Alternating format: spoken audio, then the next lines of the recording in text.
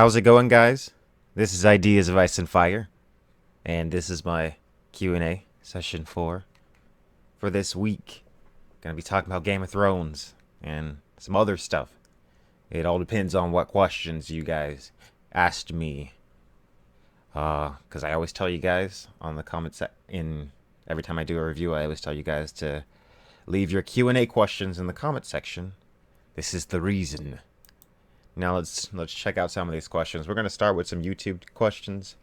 Then we might take some Facebook questions. And then I might look at the YouTube chat for a little bit. And it's going to be fun. And then I also might have someone join me on this live stream later on. And we'll see how that works out. Alright. So, first question. Let's just go ahead and get started. Let's see if I can find the question. See if I can find it on here. Okay. Do you think there will be any dialogue scenes with the Night King in this season or next? Does he ever talk in the books? Okay, that's a very good question. If you haven't read the books, then you wouldn't know that the Night King is not a character in the book. Now, there is a character called the Night's King, which is a legendary figure, but he's a completely different character, and there's no indication in the books that he is the leader of the White Walkers. In the books, the Night's King was supposedly, according to legend, the 13th Lord Commander of the Night's Watch. And beyond the wall, he found this woman, an ice woman. She was pale, and she was blue almost. She had blue eyes. And he fell in love with her, and he gave her his seed, and it also says that he gave her his soul. So, for years, at the Night Fort, he declared himself king, and they did all these strange rituals, and they sacrificed all these strange gods, supposedly.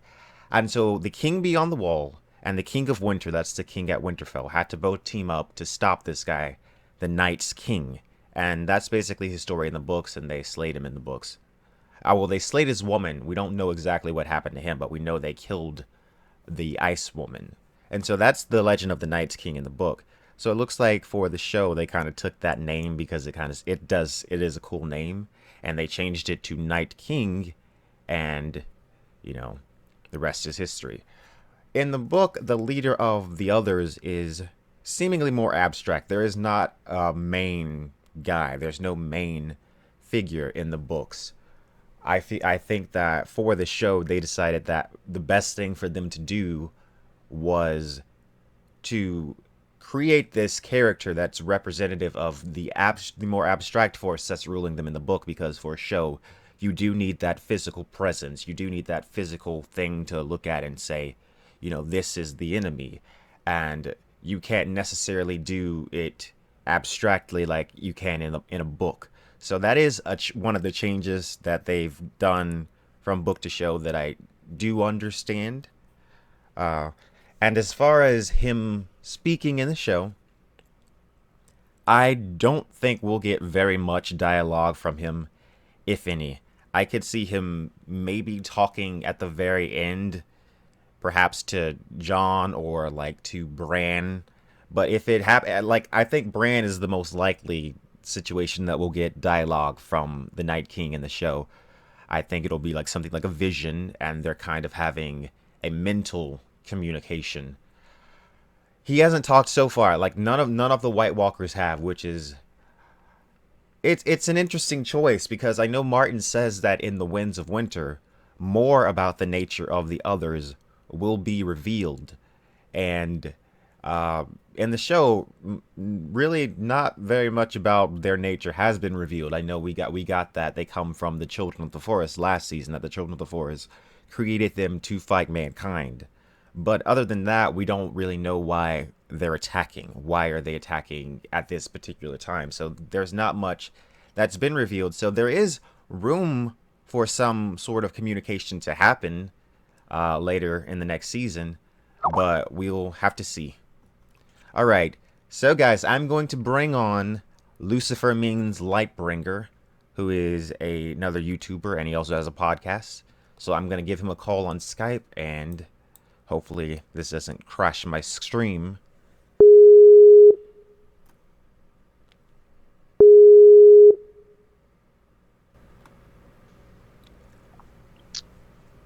Hello, how's it going? Hello there. Hey, Yeah. So what's up, we're Glenn? live. We're live. Excellent. Yeah. So Hello, Glenn. I just took the question and I'm gonna let you go ahead and answer this as well. Do you think there will be any dialogue scenes with the Night King this season or the next? Does he ever talk in the books? Fire away. So, in the books, the others have voices and they speak, and it's like the ice cracking on a winter lake, as I'm sure you recall. Not sure if you mentioned that already, but that's what they sound like, and they can speak. So, yeah, I would love to see Night King speak, and that would be a really badass climactic moment if they did it, wouldn't it? Like I the think very end so. episode, Night King opens his mouth and he fucking says some ice cracking ass shit that you can barely understand. Yeah, Like I'm coming, I am yeah. coming, like I am winter and I'm coming or some shit. I thought then maybe he could say something to Bran, and it would be something along the lines of like Bran would be having a vision, and he'd say something along the lines of "You cannot stop me," like in Bran's head or something like that. That's kind of what I imagine them That would doing. be cool too. Yeah, Yeah, so he doesn't open his mouth. He just like looks at Bran and yeah, like the words appear in his mind or something. yeah. Because so far he's been just a completely silent being, like he hasn't said a word. I know this guy has some stuff to say. You know, he's not doing all this for no reason. You know what I mean? Yeah, yeah, we know winter is coming, but yeah, I like that idea of him speaking psychically. That's probably more likely than like the actual icy speech Hmm. that we see in the books, but the others can speak. That is definitely I book. I mean, that's right in the prologue. It's the very first thing we see is they sort of laugh and they snicker. Their words were mocking. Yeah, I think the name of the language. I don't know if it's called this in the book, but I know they named it for the show. It's called Skrill, I think it's called, and it's supposed yeah, and it's like you said, it sounds like crackling ice and sounds like that. Really, what it sounds like to me, and I made this connection, is that it sounds like the sounds of nature but frozen. And then if we talk about the way the children of the forest, their language sounds, it's supposed to sound like also the sounds of nature, but it's like, running water and like wind. But with the others, it's like those same sounds, but it's frozen. Yeah, Uh 100%. I agree with you. That's not somebody pointed it out to me a long time ago, and it made sense instantly because the children's of the forest speech is like birds song, I think, and also like the waters of a babbling brook, and then yeah. the others sound like ice, a winter lake cracking. So it's just the frozen version of nature sounds. So that absolutely makes sense. That Hmm. okay. Oh, so I see the chat is full of spoilers. Okay, that's cool. Is that how we're rolling? Oh, I don't want any spoilers. No spoilers in the chat, please. Alicia is not here to moderate, so Yeah, but Twitter is like dropped any pretense of hiding spoilers this yeah, week. I It's I been know. so bad. Yeah, I know Twitter has gone like totally like as soon as I woke up, like the spoilers got hit me in the face. So we won't be discussing any spoilers on this stream, so don't worry, guys. But yeah, like people like put in spoilers in the thumbnails of their videos, and they're like on the recommended. Yeah, it's It's rough. ridiculous. I don't. It's just I don't know. Kind of ruins it for people that don't want to see spoilers. Hello, Gray Area. I'll add Gray. Yes, I'll add you, Gray, as a moderator. We're gonna go ahead and do that. Regulators, mount up. Okay. So let's find another question. God, there are so many angry people. People are very angry at the show right now. Uh, Well, the like, the good the good meme is the one that uses the Winterfell bumbling guards, and it's like mm-hmm. HBO cybersecurity. Oh yeah. Oh yeah, you need better guards. You need better Exactly. guards. Yeah. Yeah, people are really pissed. Okay, so I want to ask you this. How do you feel about Arya right now? Because a lot of people, including myself, have a lot of problems with the direction that the character has taken at this point. So Well, how as go ahead. as a loyal Ideas of Ice and Fire watcher, I saw your videos this week on the topic, and I have to mostly agree with you. And of course, when we say Arya, we're talking about the show's treatment of the character Arya, obviously, and Yes. not the person, the fictional person that we all sort of think of as Arya, whom we all like. But yeah, no, it's History of Westeros was making the joke last week. Well, Arya will be able to tell who's lying about whatever because she's, practiced the lying game, and she should be good at being able to tell who's lying. So if she's suckered by Peter, then it, it's crappy because Arya is a badass not only because she's a sword fighter, but because she's smart and street smart in a specific way that has come from the moment she was sneaking around on the streets of King's Landing when her father was beheaded. She's been living homeless ever since then. And she's developed all these street smarts and all this wisdom. And I feel like the TV show has reduced her to like, well, she's a great fighter and she's willing to kill people. And they've ditched all the rest of it. And she's acting dumb. So is that pretty much kind of how you're seeing it? Yeah, yeah, absolutely. And I just think, oh God, I just feel like the character, the way she's written now, she's written like almost invincible, and like to me, she just makes me cringe so hard. And honestly, a big problem that I have is, and I hope she's just, I want it to be that she's just playing Littlefinger, but honestly, she's acting like I a don't. child towards Sansa. She really is acting like just like a huge child because Sansa has grown up so much. Sansa's ruling. She's making smart decisions, and Arya, she's just stuck in the past. And Sansa has arguably been through more trauma than Arya. Yeah, I agree. Yeah, no, it's hard to not make that argument. I mean, she's been abused by Yeah, a series of the most awful people in the story. absolutely. And so that kind of fits into what I was saying. Like, Arya is supposed to be a good judge of character. When she reads that letter, that the one that Sansa wrote under duress, when she was imprisoned by the Lannisters right after Ned had been imprisoned, Hmm. that's the kind of thing Arya should be able to easily see through at this point. Yes. Now, Arya from the first book is mad at Sansa, but Arya at this point, worldly wise as she is, should take one look at that note and understand that she was under the Lannister, she was a prisoner of the Lannisters when she wrote that. Hmm. So the idea that she's going to be all upset about that is, I mean, let's just call it what it is. It's a contrivance that the show came up with because they're trying to create tension, and that's really all it is. Yeah, I mean, Rob Stark and Catelyn immediately recognize it for what it is. They say it's Sansa's hand, but it's Cersei's words. Like immediately. That's Right. like Sansa only wrote this letter because she thought it would save Ned. Like she wanted to go and talk to him first, but they were like, "No, he's a traitor." And and Arya should be adult enough and intelligent enough to basically take one look at it and realize that that's what's Yeah, happening. So, exactly. That's my problem. I don't feel like Arya is this stupid. And then no. if she doesn't, if they don't reveal it later on that she knows that Peter was watching her that entire time, I'm just gonna be like really, like, I'm just so bummed on this character right now because like for all this faceless men training, she doesn't know when Peter Baelish is like sneaking up on her and like watching her. Like what is going Yeah, on? it's just, yeah.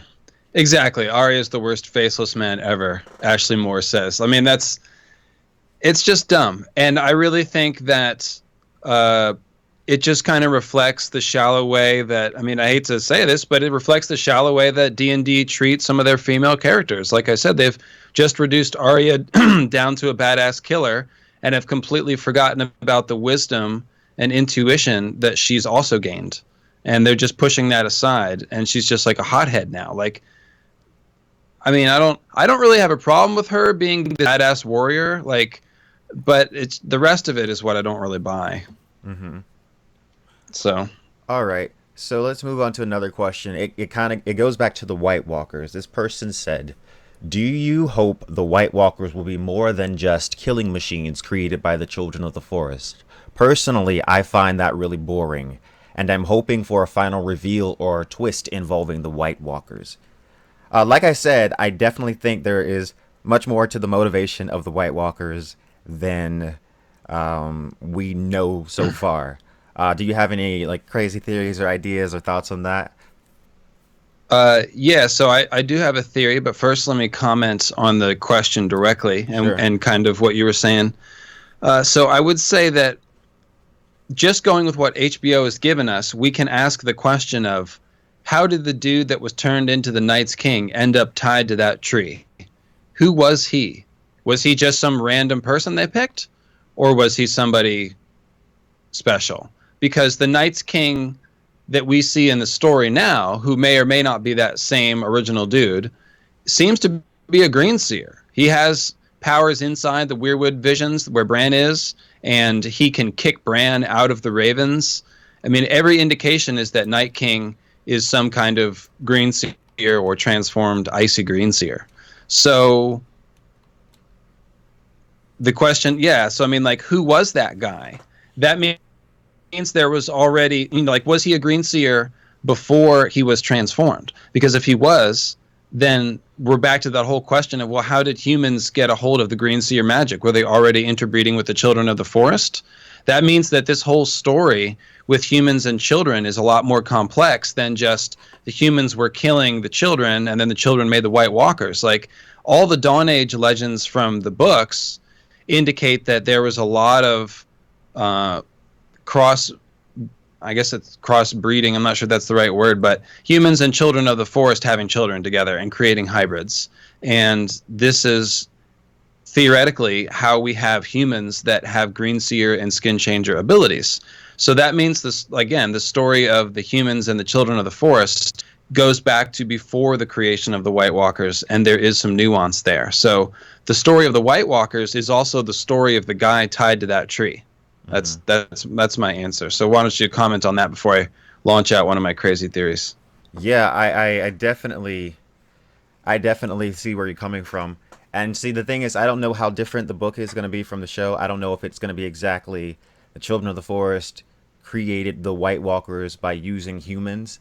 Initially, I came up with a theory like a year ago, where it was before that reveal in the show, where I said that I thought that maybe it was a section of the Children of the Forest, like a rogue group that watched humanity throughout the Golden Age, throughout the Age of Heroes, and they were kind of, jealous at these men that were living on their land and having this great golden era while they were confined to the deep woods and their numbers are dwindling. So they went north and they found some type of magic and they transformed themselves into the others. But it wasn't all of them. It was just, that group. So that would also like add a little bit more complexity to it because it's not all of the Children of the Forest as a collective. It's like a rogue, group of them that's doing this. And then this, of course, backfired and led to the Long Night. So I think your idea is very interesting, too. Well, so that's a good idea worth commenting on. It's a basic question that everyone comes to if they think about the Children of the Forest long enough, which is, do they act as a collective body, or could there be splinter factions or disagreements? Like, they're closer to a hive mind species than humans are, but until they actually join the Weirwood net, or unless they are a greenseer, which only a few children are, they're not fully hive-minded creatures. They're still individuals. From what we've been, George Martin encourages us to never think about anything in black and white terms, or at least like all black terms, like somebody is purely evil. Like I always say, even the mountain has migraine headaches and probably bad parents or whatever, but so that's a question that is unresolved. Is it possible that Children of the Forest, there's some sort of disagreement?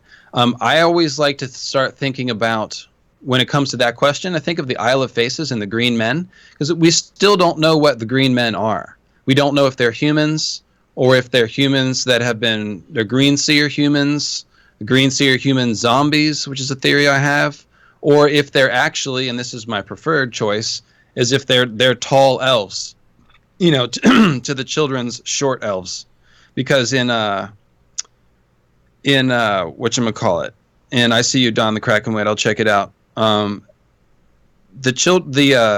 Norse myth, there's light elves and dark elves, and in a lot of mythologies, there's different kinds of elves. And if the green men are some sort of antler-horned, Garth the Green Man type of tall elf, which is what I think they hopefully are. I'm not sold on it, but I think it's possible. Then perhaps that's the splinter faction, basically. Perhaps the Green Men and the Children have different motivations, or perhaps the Green Men are the rebels of the picture. Because that the Sacred Order of Green Men on the Isle of Faces is a mystery that we're supposed to find out about. He said that we're going to see the Isle of Faces, and he talked about them a lot early on. So we can't overlook that. There's something to those Green Men. What do you think about the Green Men? I think that the green men are probably like some remnants of hybrids between the children of the forest and men. I think they definitely have blood of both. And can I just say before I continue that if you're watching, because I see that we have like 900 viewers right now, hit the like button if you're watching. So I think that definitely the children of the forest, because you brought this up earlier, I think definitely they bred with men. I think that was part of the pact in the very beginning when they agreed to stop fighting at first. The pact was that the first men that the children got the deep wood and the first men got everything else, and then there also had to be a werewood tree in every castle, you know. Right, Or was it, or was they had to stop chopping down werewood trees, and then they took up the gods of the children of the forest.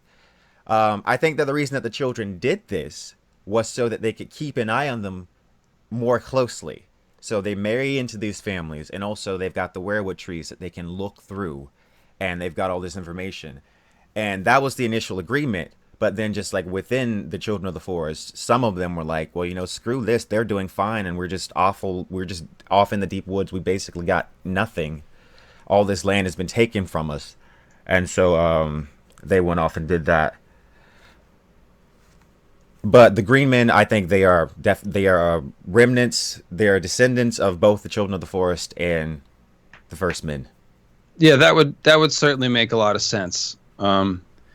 One would question how they can live self-sufficiently on an island for 10,000 years. You got any ideas about that? Well, the children of the forest were said that they didn't live on nature. They lived with nature. They were part of it. So if they do have the blood of the children of the forest, then they can live off the land better than men can. But a small wooded isle that's pretty tough. Yeah, it is. It is pretty tough. Maybe it has something to do with the werewoods there. Maybe they're getting sustenance. Maybe they're being sustained by the werewoods in like some way that Bloodraven is. What if they're green skinned because they are zombies? Oh, I thought you were gonna say photosynthetic, like they photosynthesize. No, not going there. No, I'm a big fan of working with the elements that we're given. Like I can make a green zombie, even though we haven't seen greenseers perform resurrections. We can work with the elements that we're given to pretty much create that. Like we know that greenseers have a second life, and skin changers have a second life in animals, and we know that it's possible for greenseers and skin changers to body snatch. Yes. So you can see a scenario where, John's now been stabbed. He's dead. He's gone into his wolf, and pretty much everyone has put together the fact that, well, he's probably going to chill in Ghost for a little bit, and then somehow his body's going to be resurrected, and then we're going to put the spirit back in the body somehow, perhaps by sacrificing Ghost, and then we'll have the spirit of Ghost and John inside of his zombie body, and he'll be basically a new Cold Hands. This is sort of getting into my Sacred Order of Green Zombies series and theory that I have. Wow. And basically, so I think Cold Hands, the Last Hero, and Jon Snow are all the same. They're all undead skin changers, kind of like what I'm saying here. And if so, think about it. All right, the Jon Snow part is pretty much telegraphed. At least the part that he's going to go into his wolf and then he's going to come back into his reanimated corpse. Now, I think that because his spirit is preserved inside of his wolf, he's going to be a little bit of a better zombie than Beric. Like Beric didn't have an animal to serve as a soul jar, right? So when he was brought back, he was not all of himself. He was almost like a ghost of Beric, like tied to his own body. Not all of him was there, and he gradually lost it. And Stoneheart was dead for 3 days, so it seems like less of her came back. Hard to say exactly, but they're both very deteriorated. Yes. And nobody wants Jon to end up like that. And so it was thinking about that that led me to this Green Zombie series. But eventually I realized, like, oh, well, Jon's going to be a better zombie because his spirit is going to be preserved inside the wolf.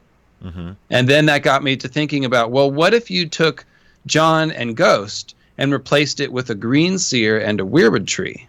What if you kill a greenseer's physical body? He goes into his tree, but then you raise his body from the dead, and then you can get some either his spirit or some like slice of the weirwood net consciousness to re-inhabit the zombie. And then you'd have like a real tree person, a weirwood zombie. You know what's interesting about this whole thing? I just did a video. It's the most recent video on my channel. It's called The Possession, the Abomination, and it's in A Song of Ice and Fire theory, where I'm talking about the possibility that Bloodraven, that guy that's underneath the tree, is not actually Bloodraven. He is possessed by the last greenseer of the Children of the Forest. Because why would the Children of the I don't like if the children the twin we know that their numbers have severely dwindled. We know that only 1 in 1,000 of them can be a skin changer, and only 1 in 1,000 skin changers can be green seers. So Right. I think that what happened is that there was one green seer of the Children of the Forest left, and that was the last one. So Right. they were driven to call for a human because they needed to keep that They needed keep right. that connection. They needed to keep the Right. power. So they got this human, Bloodraven. They lured him in somehow, and then that green seer possessed him, the abomination, which is like taking over someone else's body. That's what Varamir calls an abomination. He says that Hagon told him it was abomination. In Dune, possession is also called abomination. So there's also another connection. So I think I theorize that, and that's the purpose that Bran is there too. Like, that was never Bloodraven. Bran was never talking to Bloodraven. He's been talking to the last greenseer of the Children of the Forest this entire time. Because why would they trust a man to sit their greenseer throne, their sacred throne? You know what I mean? Well, you just answered that question because they don't have any green seers. Mm-hmm. So they have to rely on human green seers. But the best way to control him through possession. Oh, well, yeah. I mean, he's tied to the tree. He's pretty well controlled. And the thing is that what you're talking about is probably true in some sense. We're just talking about a matter of a degree. Like, Bloodraven is not quite dead, but he's partially dead, and he is already partially merged with the weirwood net consciousness. And so what we don't understand is the weirwood net consciousness. Are there distinct individuals in there? Is there one individual inside the weirwood godhood that sort of controls the shots and thinks of itself as a distinct entity? I think all of those things are possible. And so it's a question of, well, when you're talking to Bloodraven, are we just talking to essentially the avatar of the weirwood net? Yes, in some sense we are. But I think that there's still a part of the Bloodraven consciousness that's there. I sense that in his dialogue. When you compare it to like the living Bloodraven, I feel like there's a little bit that George writes. I feel like there's some of Bloodraven that's definitely still there. But it's a question of how much. And the thing is, like, the part of Bloodraven that's there is also changed because he's merged with the weirwood net. His values are now the weirwood's values. And there's a principle in one of George's other stories, I think, about like capturing a wolf to use as a guard dog against the other wolves. It's like the best guard against a wolf is a wolf, and so you tame one of the wolves and make it your guard dog. And so the Children of the Forest are essentially taming a few humans and turning them into greenseers that see their side of things as a bulwark against the humans. Does that make sense? Mm-hmm. So it could be something like that. Okay, that's super interesting. Bloodraven, I think that if he was possessed, like I said in my theory, then it's something along the lines of what happens to Hodor when Bran possesses him. That he's kind of, because it says that Hodor kind of goes into like this hole deep within his He mind. cowers and he Yeah, cowers in a pit or yeah. something. He's being completely oppressed by Bran's personality, like completely oppressed. That's how I think that it was probably in the beginning. It was like that for Bloodraven, but slowly and slowly as time went on, he merged more with that oppressive consciousness, and eventually he just kind of became a shriveled little. He became like a shriveled little bit of it. He merged with it, but he's still such a small part of it that you can't really call that Bloodraven anymore. At least that's what I was theorizing in my video.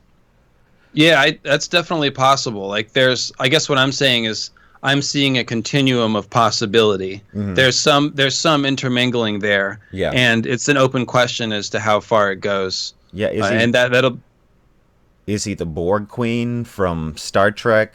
Like, because in Star Trek there's the Borg, which is a collective consciousness, but then uh-huh. there's also the Queen, who considers herself to be an individual, but she's really just the mouthpiece of the Borg. Right, right. Yeah, I think it's something along those lines, although I suspect that because that's assimilated into the Weirwood net, there's whereas the Queen is almost of the Borg, Mhm. right? Yeah. So slightly different, but yes, it's something along those lines. So the question I was having for you, I'm not sure how much of the Thousand Worlds stories you've read. Maybe, if we had Preston here, we could ask him. But the question is, George likes to write about collective consciousness and hive minds a lot. And do we have any examples, I wonder, and maybe someone in the chat might know the answer. Do we have any examples of mind where part of it has rebelled against the rest of it? Or there's been some sort of a split, or something in the hive mind was trying to get out of the hive mind, anything like that as a precedent? Let's see.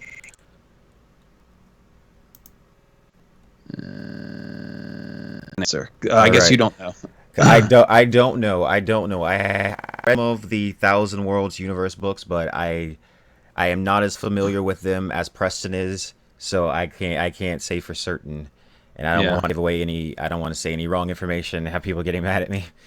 Okay. I don't. It doesn't look like we've got any answers on that. So, who's the guy speaking with Quinn? My name is Lucifer Means Lightbringer. People call me LML. I have theories about the long night being caused by a moon meteor. That's kind of my claim to fame. And you can find all of my podcasts and videos at lucifermeanslightbringer.com. Yeah, Lucifer has an excellent podcast, and check out his YouTube channel. Follow him on Twitter.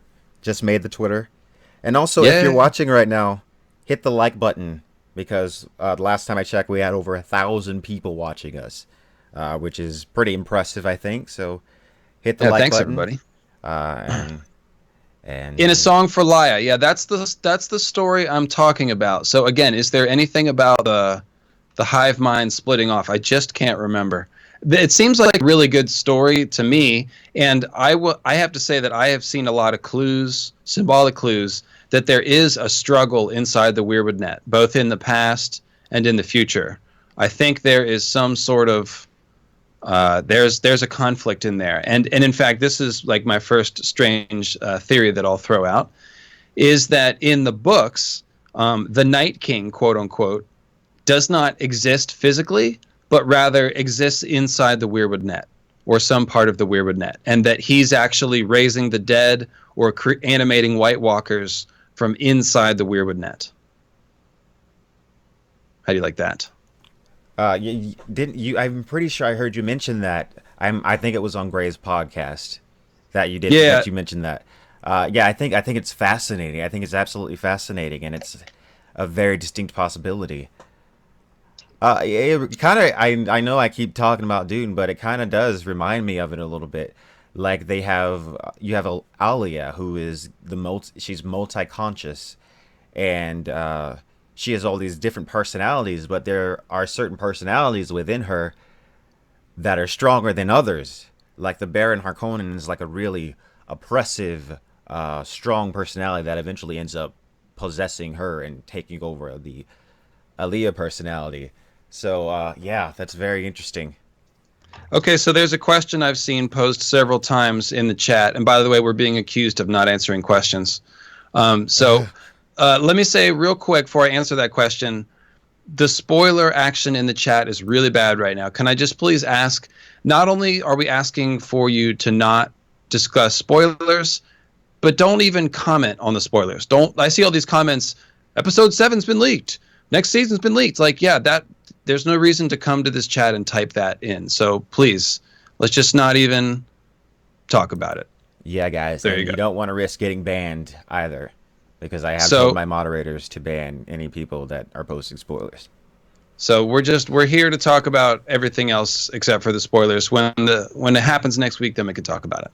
So the question I keep seeing is Night's King a Targaryen, or is he Azor Ahai? And this is, I think, a great theory. You know how I like to look at the characters in the book, Quinn? I like to think about archetypes. So Yes. anybody that's carrying a flaming sword around, that's like an incarnation of Azor Ahai. He's telling us about Azor Ahai. So the fact that Beric has a flaming sword and also sits in a weirwood throne in a weirwood cave is a clue to me that Azor Ahai was a greenseer, which is a theory that I have anyways. So is Night's King Azor Ahai? Well, let's take a look at Stannis, because Stannis is running around wearing the title of Azor Ahai Reborn, and he's got Lightbringer. It's a fake Lightbringer, but he's obviously a version of Azor Ahai. But he's also mimicking the Night's King, as many, many people have noticed. He takes the Night Fort at his seat. That's kind of like the most recognizable one. But look at his relationship to Melisandre. We're told that the Night's King gave his seed and soul to the Night's Queen, and that they sacrificed to the others. And from Craster, we know that sacrificing to the others means giving your babies to the others. So Night's King was seduced by Night's Queen, gave her his seed and soul, and they made children that ended up as white shadows. Well, what does Stannis do? He's seduced by Melisandre. He gives her his seed and his soul, and Melisandre makes black shadows instead of white shadows. It's very much the same story, except for ice and fire is switched, because instead of a cold Night's Queen, we have Melisandre who's fiery.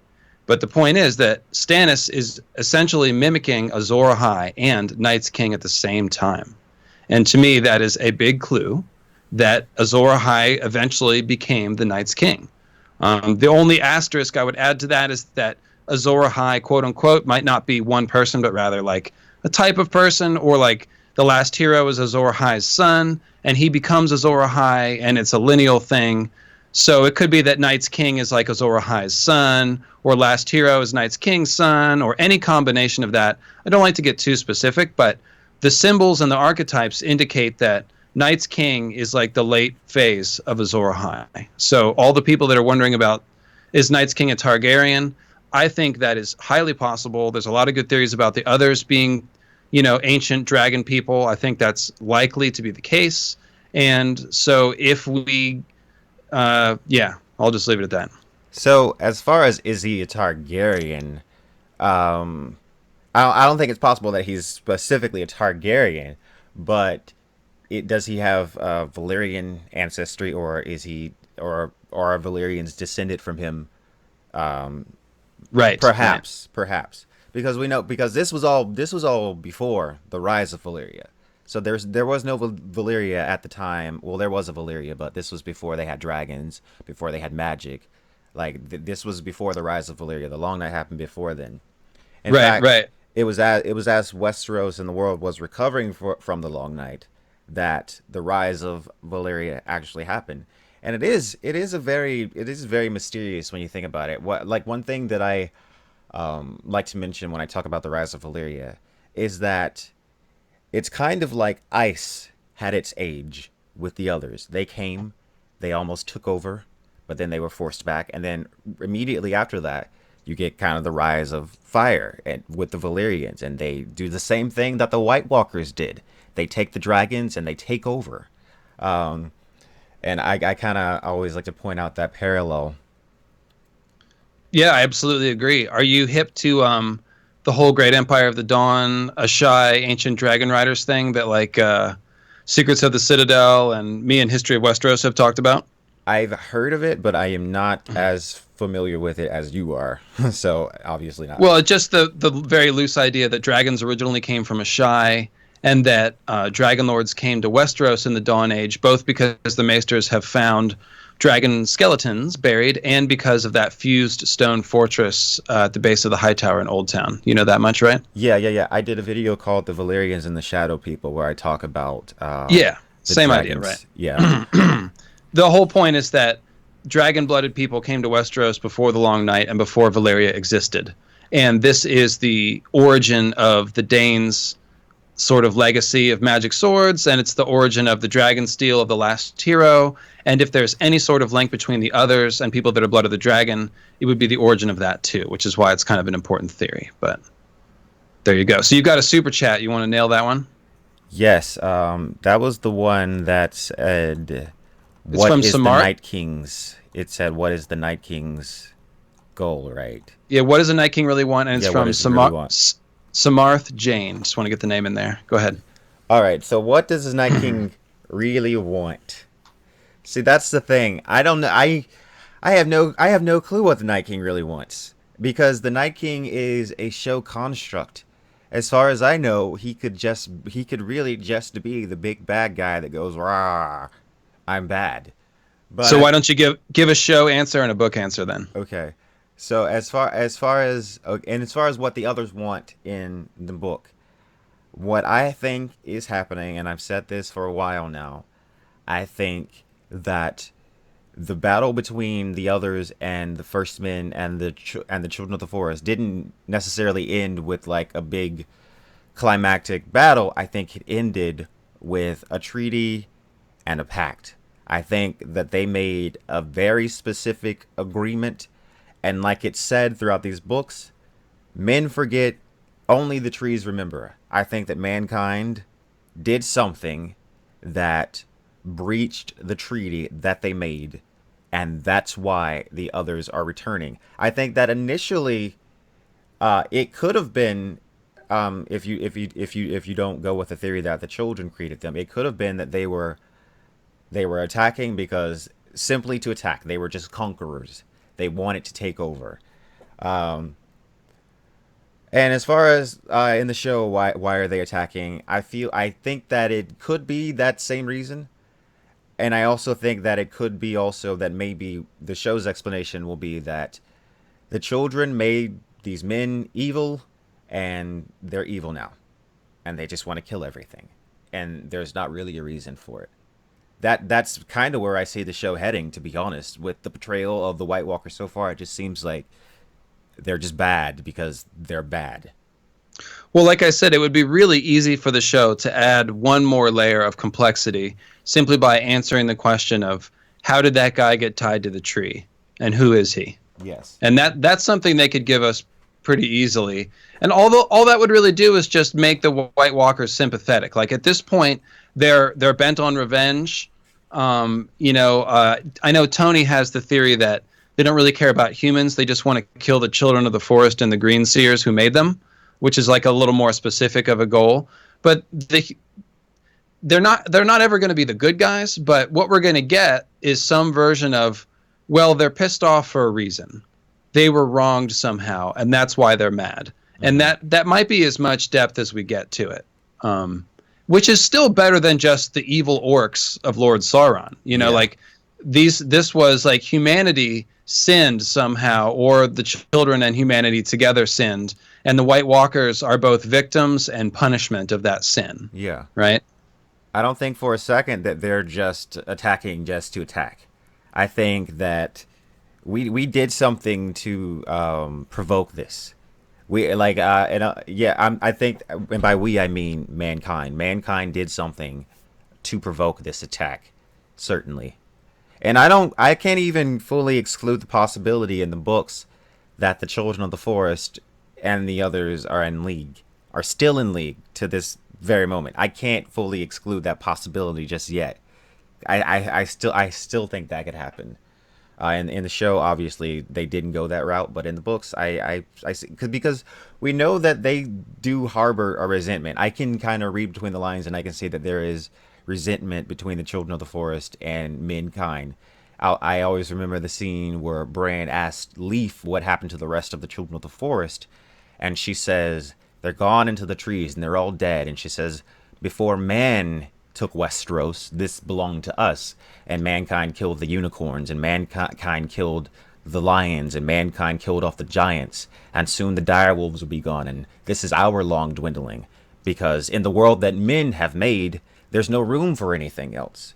So maybe the children of the forest, who are the ones that sing the songs of earth, they are the protectors of earth, maybe they feel like it's their duty to rid the world of, to rid Westeros at least of these men, and they've unleashed the others, and this is just what they're doing.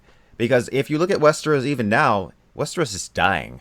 Westeros is just in total turmoil and chaos, and maybe the children of the forest is time to feel like it's time to just finally clean up the mess.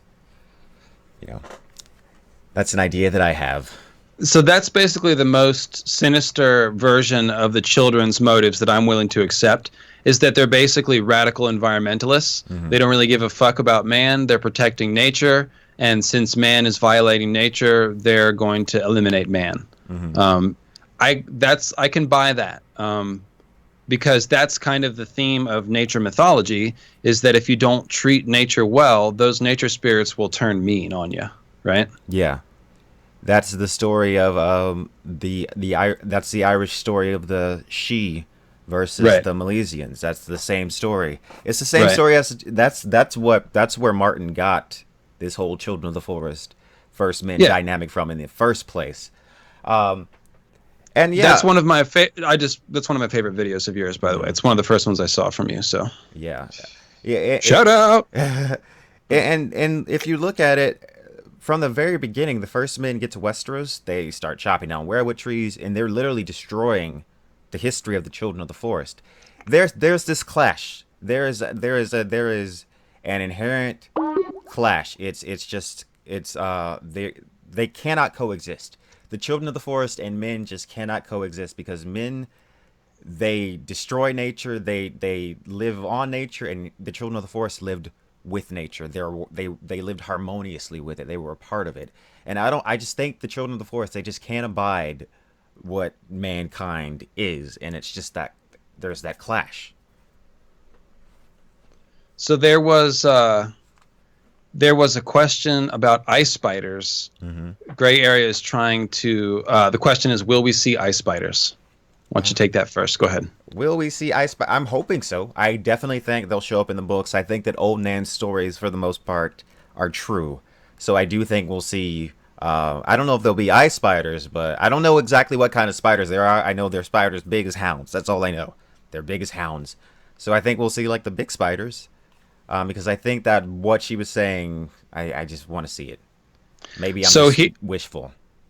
I definitely want to see...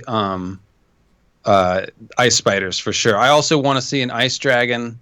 So I mean, my whole theory on that is that like George Martin likes ice better than fire, and fire dragons and flaming swords are way more done in fantasy than icy things. And so the ice dragon is kind of his baby, and the others are his baby. And I feel like he's going to pull out all the stops on Team Ice, and he's going to show us, even if it's just for a minute, and he limits it severely so that it doesn't become like high fantasy. Like there's got to be either an ice dragon or ice spiders or both. Like I really want to see him. But I also have a more symbolic idea about ice spiders. Shoot.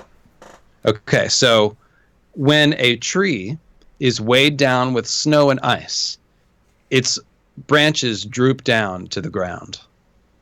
And when a white tree is covered in snow and ice, and it's weighed down with snow and ice, and its branches touch the ground, that motherfucker would look just like an ice spider. Mm-hmm. And that makes sense because the others ride the ice spiders and they ride the cold winds. But we know that Night's King seems to be a greenseer. So all that saying is the others ride frozen weirwood trees. It means that they essentially freeze weirwood trees and use them as their power, as their animating power, and that's what they ride. Mm-hmm. So it really makes a lot of sense to me. I hope there is also real ice spiders, but I do think that is what Martin is implying with ice spiders is icy weirwoods and the others as greenseers or Night's King as greenseer or something like that. All right, I have a question for you, LML. I know. Don the Krakenwit's like, LML, no. He doesn't like that. I mean, that's okay. I have a question for you from my channel that someone asked, and I know you'll have interesting things to say about this. You haven't talked about this on my channel yet, but I have heard you talk about this a couple times. The person asked, I really would like to see Jaime and Cersei turn out to be the Mad King's children. Of course, the show has hinted that it could be Tyrion, if you considering him touching a dragon as evidence.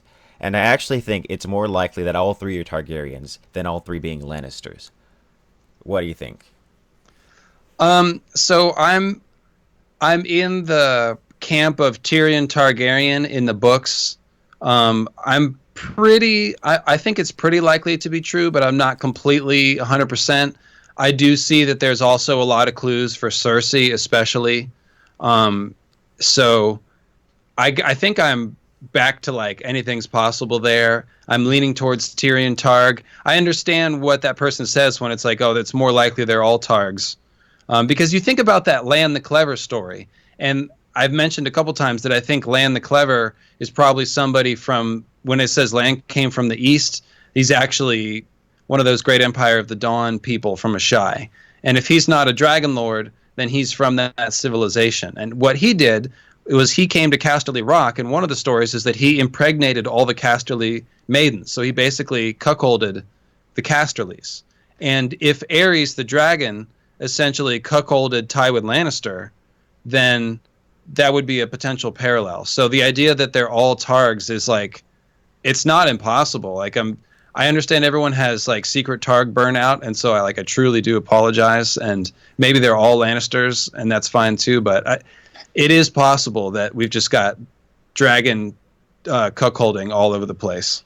I mean, there's no doubts to me that George R. Martin is kind of dropping hints at that all of them are Targaryen, because like he gives Tyrion all those Targaryen dreams, and Tyrion's hair is even it's not the same color as the rest of the Lannisters. It's kind of like white gold. And it's kind of like got, it's kind of like got that going on. But then there's also like Cersei's kind of obsession with fire, and the fact that Jaime and Cersei are attracted to each other and, like to bang like Targaryens. Like it's all over the place. It's like, so I totally get that idea that people think that all three of them are Targaryens. I totally get it.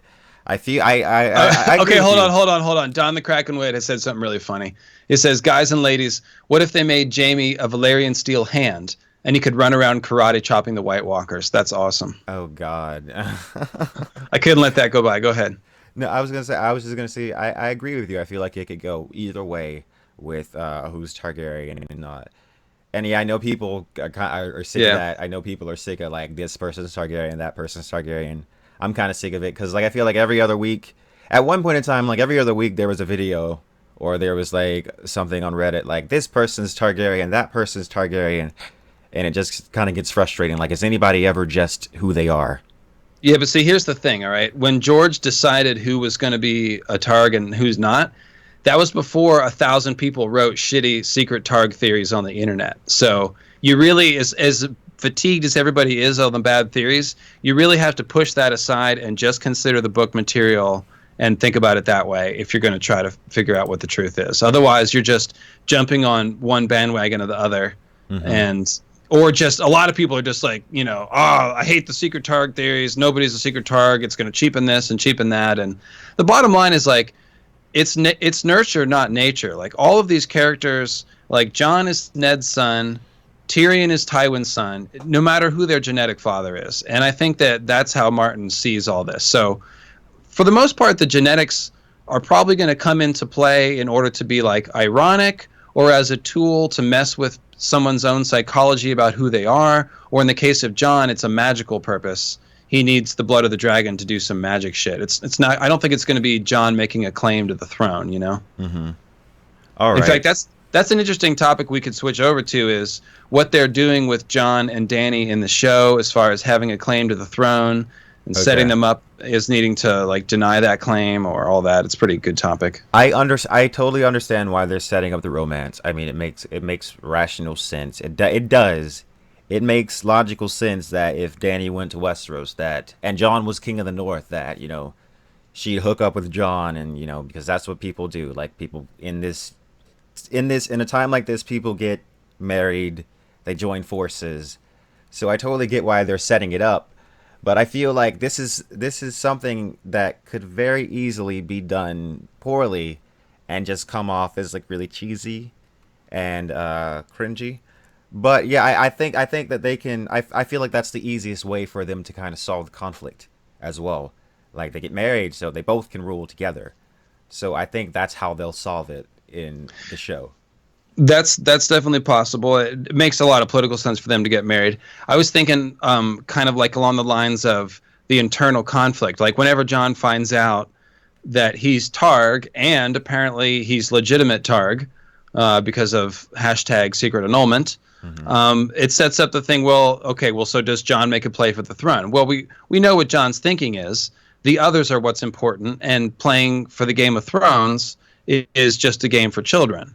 But if you're king of the Seven Kingdoms, it makes it easier to order everybody to go fight the wall now, doesn't it? Hmm. Or fight at the wall. So there's actually a good reason for John to try to assert his authority, to sort of make everybody fight the others. So there's a lot of angles they can take on the potential claims to the throne between them. And they're already setting up the dynamic with Dany, where her claim for the throne that she's been obsessing over her whole life is now being weighed against the greater good of fighting the others. So that's Interesting. like, I expect George Martin to do a lot more with that. Essentially, is what I'm getting to. Dion Sama super chatted me and she asked, "Why Danny can't have kids? I don't get it." Well, presumably it's because Miri Mazdur poisoned her in some way, or cursed her in some way when she caused her to miscarry. Because I do think that 100% Miri Mazdur was responsible for the miscarriage. Some people aren't sure about that, but I think, yeah, 100% she sacrificed that baby, and the process left Daenerys barren. Now, you can take that how you want, because at the end of A Dance of Dragons, it appears that Daenerys has a miscarriage somewhere out in the Dothraki Sea. She takes these weird berries, and she ends up getting really sick, and she's like bleeding, and it's not normal, period blood. It's like a lot of it. So it's like I think that she had a miscarried. I think that she miscarried because of the berries that she ate. Now it's on shaky ground at this point, because was it because of the berries, or was it simply because this is just all part of Miri Mazdur's curse? She can get pregnant, but she'll lose the baby. Okay, so Brandon Escalon says she gave birth to a slimy winged lizard creature. Hmm. That would probably be the main argument against your idea, is that Danny's baby was one of those mutated Targ babies that we hear about sometimes, where it had lizard-like qualities, and that means that the baby was already had problems before Miri, right? Hmm. Well, I think that Miri. I know this could be far fetched, but I think it was a normal baby before Miri Mazdur did something to it. I think Miri Mazdur. We saw those shadows dancing in that tent. We saw those shadows and all those strange forms from another world. We saw all of that. I think that Miri Mazdur cursed that child and made it into what it was. I think that is what happened. And Oh, also, I thank you, Maria Ford, for your super chat. so I Oh, hang on, I gotta block somebody, guys. Fucking A, people. Anyways, so I agree with you that obviously Miri was doing some blood magic in there, and it's implied that the baby's life was taken as a part of the blood magic ritual. But the thing is that when we're given examples in the world of Ice and Fire of lizard babies as Targ miscarriages, without any blood magic or Miri Mazdur, I think the most logical conclusion is that when we see Dany with a lizard baby, that she did one of those Targ lizard baby miscarriages. Hmm. Um, it's I still think that Miri collected the life and the blood to use for blood magic.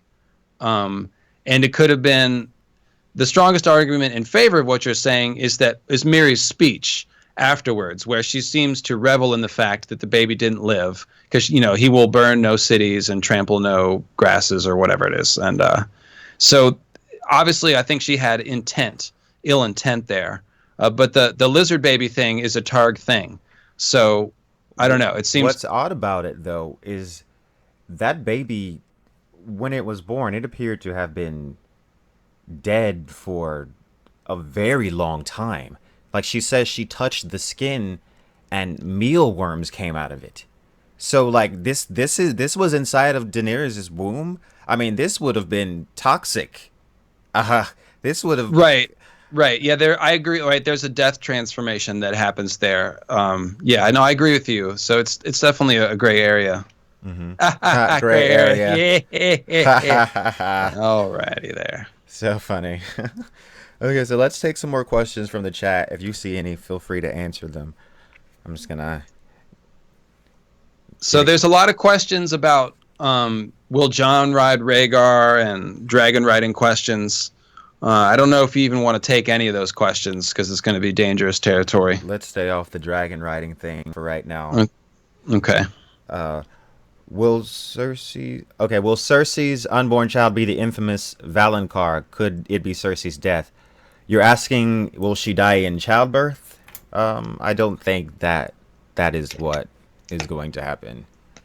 No, I don't think that is necessarily. No, I don't see that. I think that the Valonqar is a character that's already been established. I don't think it's the child.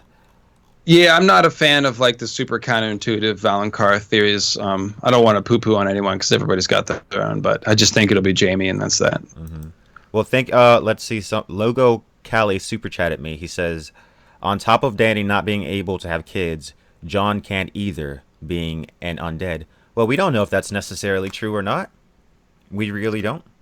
We don't know if Jon can have kids or not. And we don't really know if Dany can actually have kids or not. So that's the thing. We really don't know.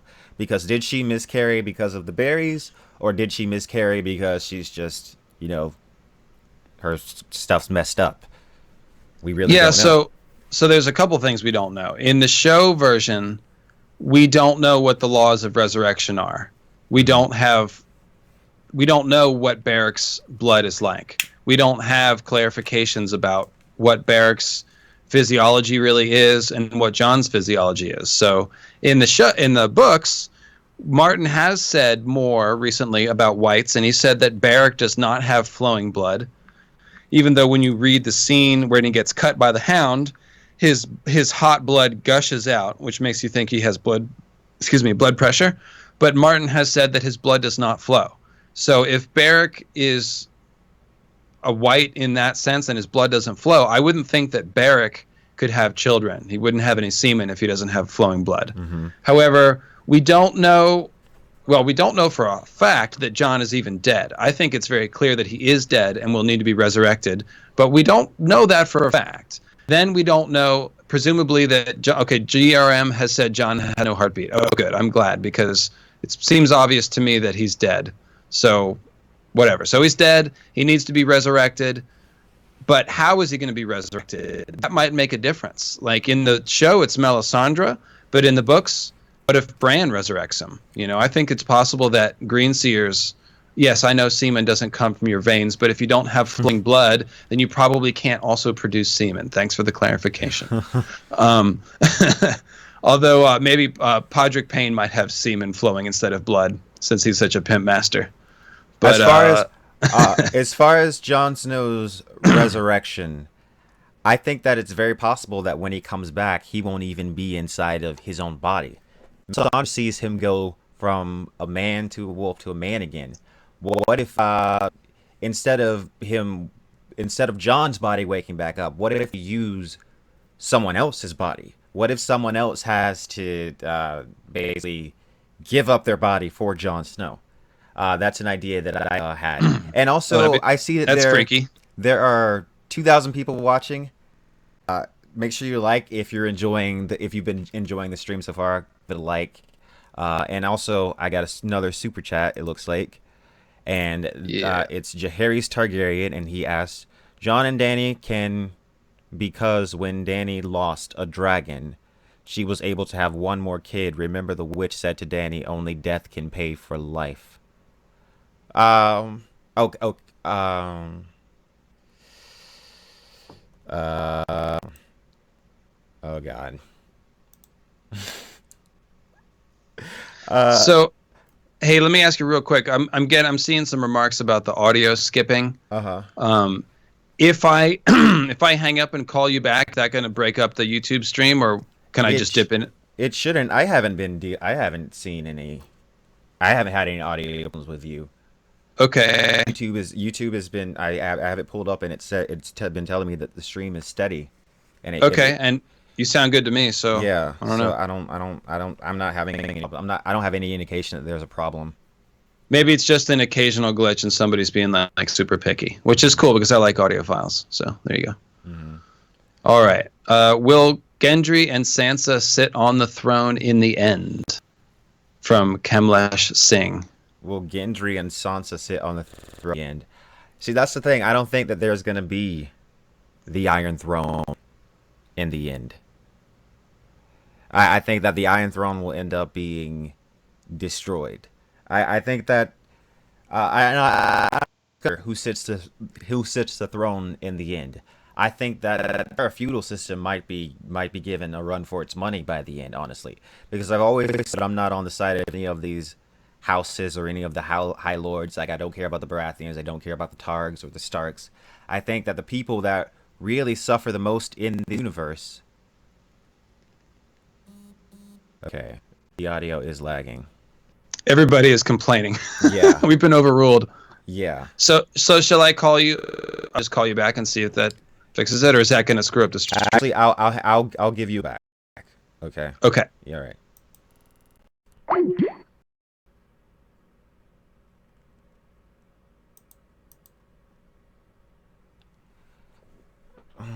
I'm trying to fix the audio, guys. We're working on this.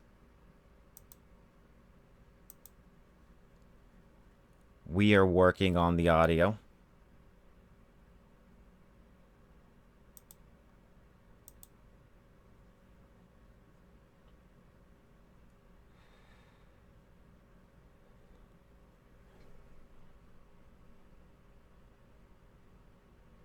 We are working on the audio. We are trying to fix it. I am working on the audio, guys. Just give me 1 second and I'll have everything back running. You know, computers. You know how Windows is, guys. You know how Windows is. We've got to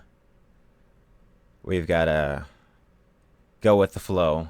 You know Windows doesn't do things when you want it. It does it when it wants it. I'm just gonna get LML back and then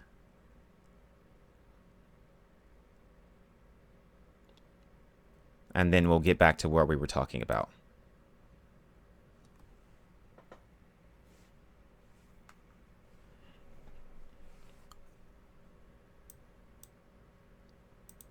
Oh my God, Windows 10 also has this really crappy version of Skype that it tries to force you to use. So my computer has two versions of Skype. It has a really crappy one, and it has the regular version. And I'm always accidentally clicking on the really crappy one that nobody wants to use by accident. Yes, we are working on the on the audio. Truculent. I don't know how to pronounce your name, but yes, we are working on it.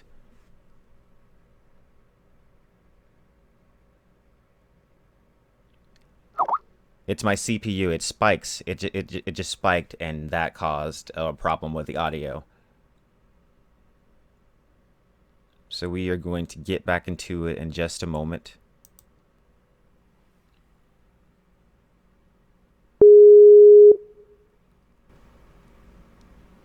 Yo, yo, yo, yo. Hello. Yeah, I think I fixed the audio problem now. Oh, that's So good. that is good. Like I said, I am an audiophile, and so Yeah. got to get it right. Yeah. So the audience was right. I'm sorry, guys. I didn't believe you. I'm sorry I didn't trust you.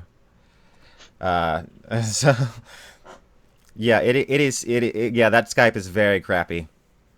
That Skype is very crappy. And you see, my computer's got a few problems. I need a new hard disk. My hard disk is overcrowded and all that type of stuff. But let's get back into the questions. I don't really remember where I was.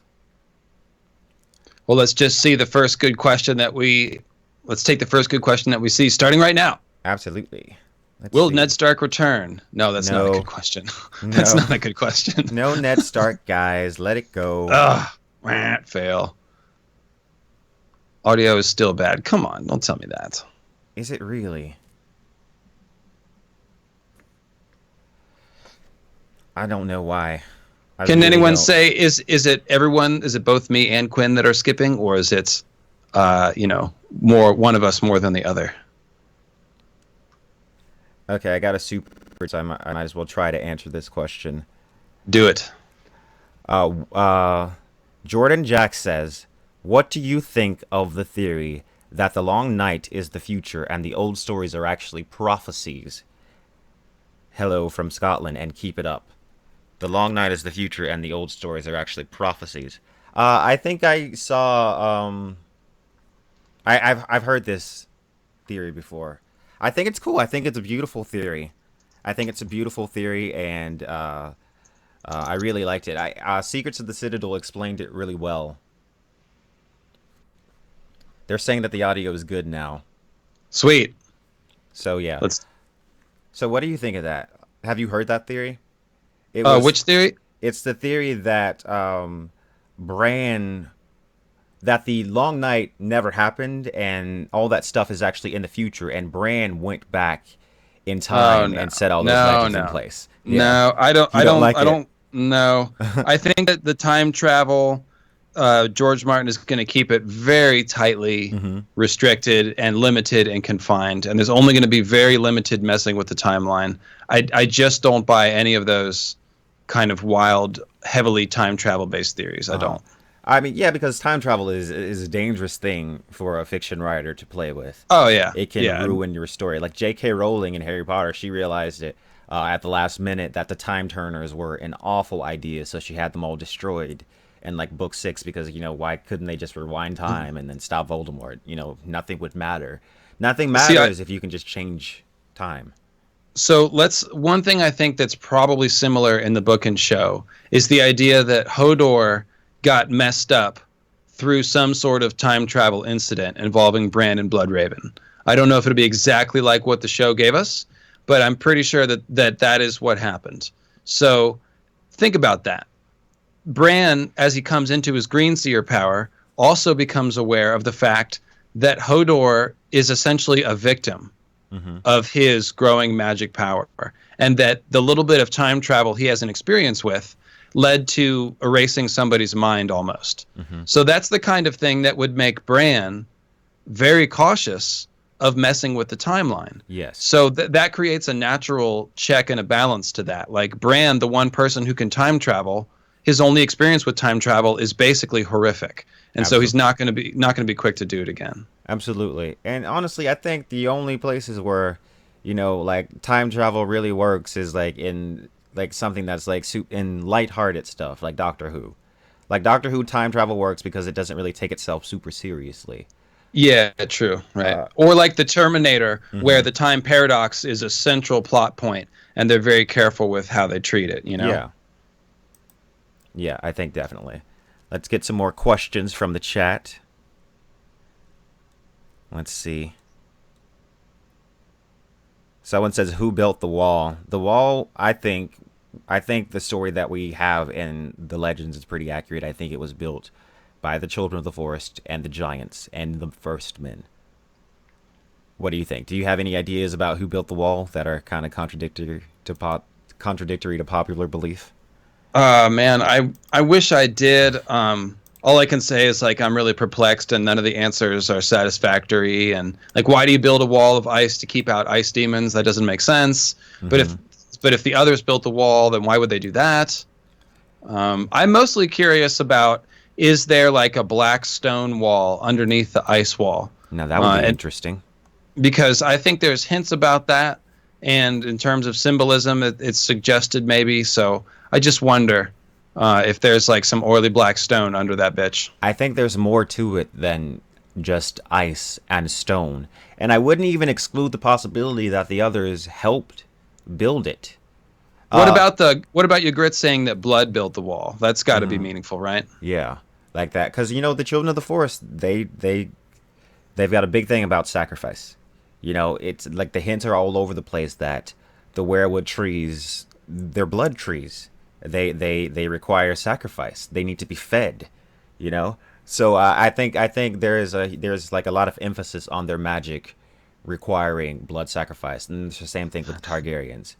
I always encourage people not to make political jokes, but somebody just commented Trump built the wall, which is sort of just beautifully simple and sort of like sitting right there, like yeah, of course. Yeah. But seriously, no, let's not. Yeah.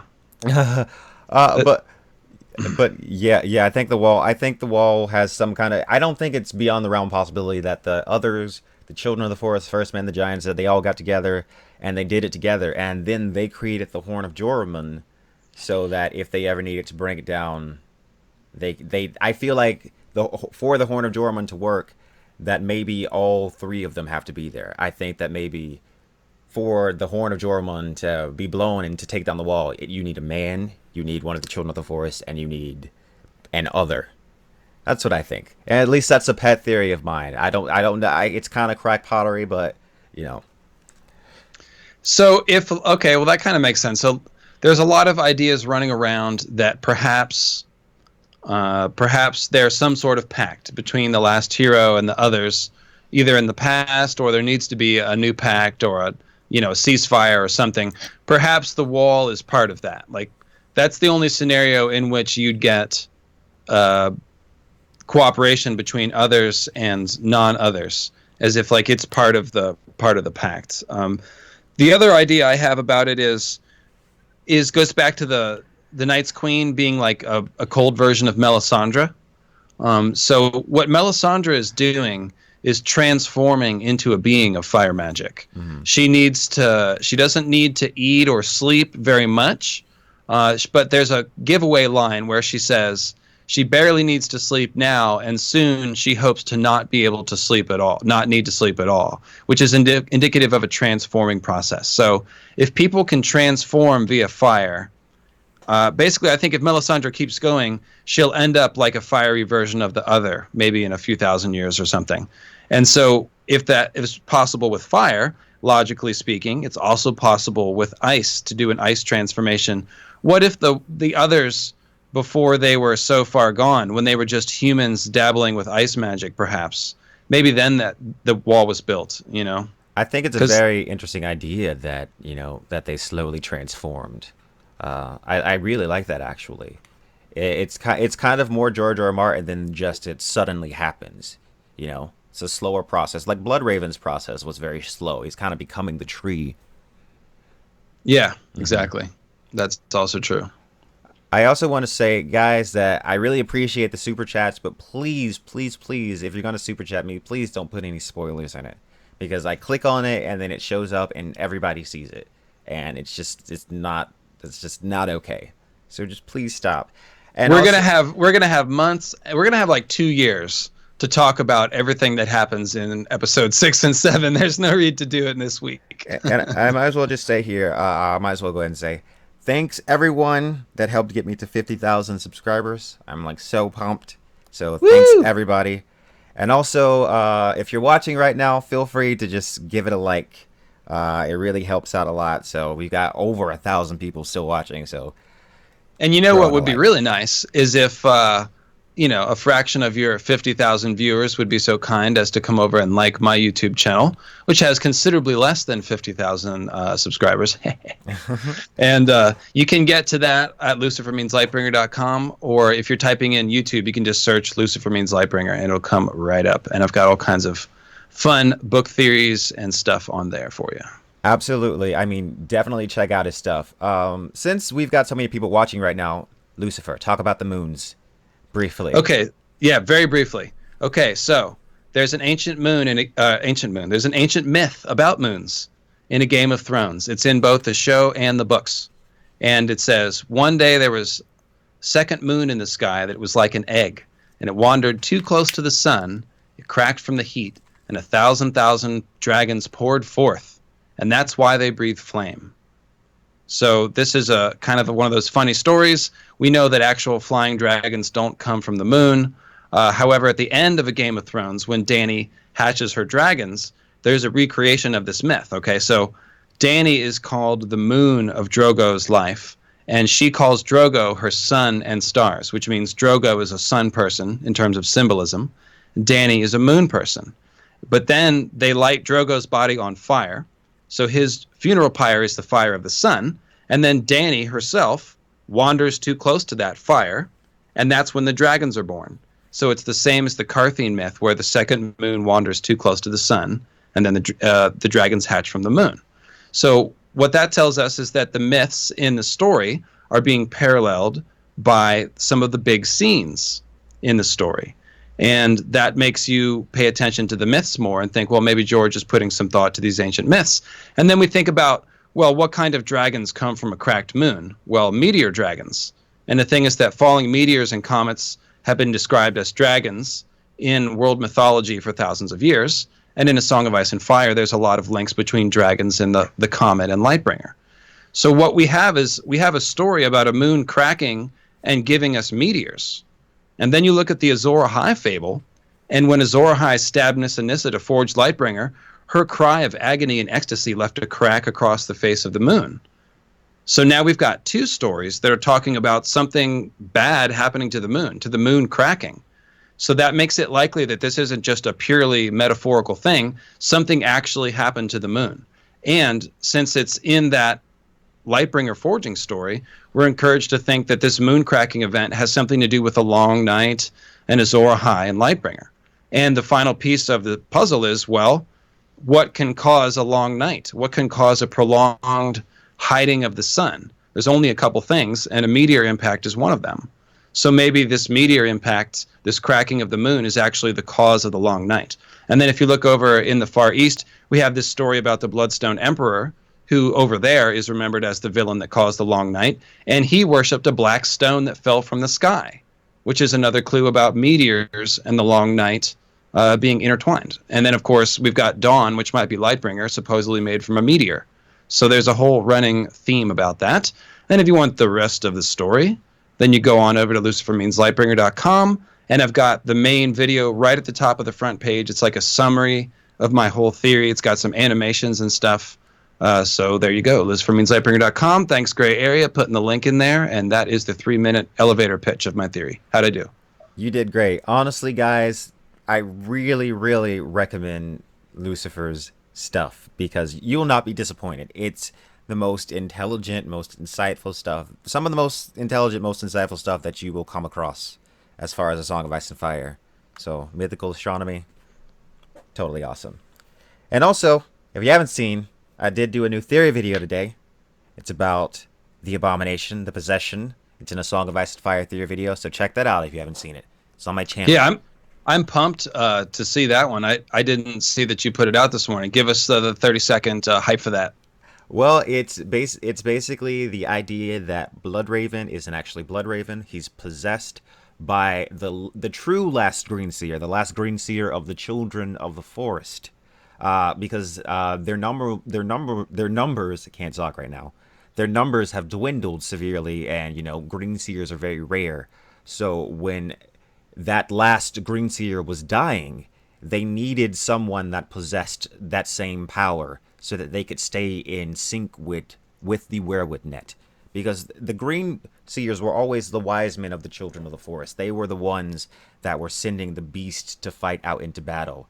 And so, yeah, that's why they needed Bloodraven, and that's why they now need Bran, because Bloodraven's body is finally withering. So Bran is the next vessel of this consciousness. And that's what I talk about in the theory. So give that a look. That sounds awesome. Yeah. Let's see. I think I saw something about Daenerys and Jon Snow having children, but we talked about that. Okay, hold on. Before we go to that, Somebody commented after hearing my little spiel, what about the eclipse? So we should mention that a moon wandering too close to a sun creates an eclipse. And if you look at my little logo on the screen, which I think is in the lower right corner, you can see what looks like a black dot in front of the sun. That's my depiction of the second moon wandering too close to the sun and making an eye, like a fiery eyeball. And I think that this has to do with the God's eye and also the cave images, which we saw in last episode or 2 episodes ago, one of which was the double circle and it had sun rays around it. And Quinn and I did a video about that, which you can also find here on Ideas of Ice and Fire stream. We kicked around all the cave paintings and the God's Eye clips, and then we branched off into all kinds of other crap, and it was pretty good, I think. Yeah, I think it was great. Let's take another question. What is this person saying? Oh, John and Danny having a baby. I interrupted you. You were going to say. Yeah, Notorious me I didn't interrupting really have you again. I didn't really have anything to say about it. I don't really think they're having any kids.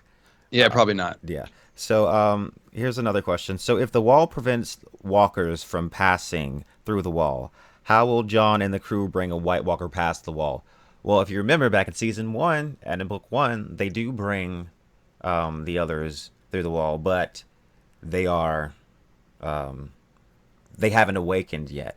So I honestly think that it has something to do with it being a brother of the Night's Watch. I think it has to be done by a brother of the Night's Watch for it to happen. At least that's the general idea that I thought initially when they were able to bring the others through the wall. Now in the show, I feel like they probably that's something that they might not even consider. I don't know. That's a good point though. Maybe they don't know exactly. I mean, yeah, they haven't really had any indication that the wall has magic in it that prevents the others from going through. The only person that's really had any indication of that would be, Sam. So, like, everybody else really doesn't know that that's necessarily true. They just see the wall as, like, a huge barrier, almost. Yeah. That's what I think. Quick question I just got asked. Lady Warrior asked about the cat's paw. Could it be used to become a Lightbringer? I think that any Valyrian steel, if you add in blood magic, potentially could be a new Lightbringer. I think it's very possible that Lightbringer doesn't have to be like one particular sword, like Dawn or some sword in the Stark crypts or wherever else. It could just be any dragon steel that has blood sacrifice done in a specific way or what have you. So I think that Lightbringer was the first Valyrian steel sword. I think that whatever the process by which it was created is the same process for producing Valyrian steel. I think that it involves blood magic. Yes. It involves sacrifice. And the process has been, because all Valyrian magic, as they say, related to fire and blood. That was their thing. So, yeah, so definitely. That's my idea. Yeah, I've gone around in circles with that over and over. Like, all Valyrian magic is rooted in fire and blood. Everything about Lightbringer is fire and blood. Mm-hmm. It was lit on fire by Nissanissa's blood. It was a fiery sword created with blood magic. It has everything to do with dragons and fire and Azor Ahai, Valyrians, all the same ingredients. So, yeah, I absolutely agree with that. Valyrian steel is basically a copy of Lightbringer. Mm-hmm. Correct. Absolutely. And I don't even think it's as so far-fetched as to say that maybe Azor Ahai went to Valyria and taught them this skill. I don't know. How else would they get such a skill? And, honestly, how did Azor Ahai learn out? How did he know to make this sword? Where did he get the skills for producing this? Scrolls. It was a Church of Starry Wisdom, brother. The Church of Starry Wisdom. Yeah, my theory is that the R'hllorys is a creation of the R'hllorysm is a creation of the Starry Wisdom Church to baptize the myth of Azor Ahai and make everyone think he was a good guy. Mm-hmm. Let me take this question from Mir. He says, if Dany gets killed, who will succeed her? I'm not sure if that's a question about her legal heir at this point. She doesn't have an heir. No, she does not. Drogon. King Drogon. Yeah. But if Dany gets killed, I suspect the person who will succeed her will be undead Dany, the new Night's Queen. What do you think, Hmm. Quinn? Oh my god. Yeah, I mean, I would love to see Daenerys as the Night King, but I honestly think that if Dany did get killed, the person that would succeed her would probably be. I could see perhaps Missandei stepping in, because honestly, I feel like I think that Missandei could potentially rule. I think that Missandei's been watching Daenerys, and I'm talking about the show. I'm talking about the show. I feel like Missandei's been watching Daenerys. She's been around enough. She understands a lot. I feel like she could potentially rule, and then also Tyrion might step in for Daenerys' claim. But I feel like as a whole, her entire claim kind of falls apart. You know, if when she dies, her entire thing kind of falls apart. But I almost see like Daenerys What? dying and like almost like a What? religion being formed around her. You know, because Yeah, they're so passionate about her. yeah, I like the idea that Dany is like a living legend that religions will form around her after she's gone. War Dog Madness, I was trying to say, says Dany's plot armor is over 9,000. I mean, that's true with so many But until we characters. get to the end, though, Hmm. and when we have the possibility for life after death, then death might not be the end of the story for any of these characters. Yeah, that's very very true. And I mean, there's always the idea of Daenerys as Nisa to Jon Snow. And, to me, that theory is just kind of becoming more and more likely. Watching the show, I can just kind of see it coming on the horizon because they're already falling in love. I mean, they're already setting it up that Jon Snow is Azor Ahai, and I can see it happening. I can see that happening next season. I can see that being the big thing in episode 5. You know, Jon Snow thrusts his sword through Daenerys and he pulls it out and it catches on fire, and then See, I don't think we're actually ever going to see that. I you don't don't think think so? we're not going to see anybody stab anybody else to make a burning sword. I Hmm. don't think that is something that we're going to see. I think that is like a metaphor for like 5 different things. And I think if any blood magic creates a burning sword, it'll be more like what Beric does, where he lights it on fire with his own blood.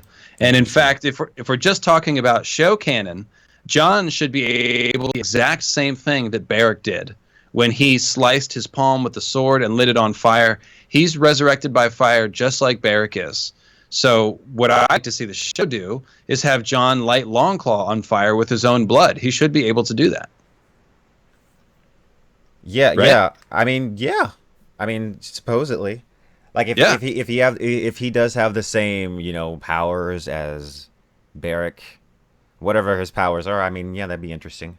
I'd like to see it because he's got the Targ blood. He's got a lot of things going for him.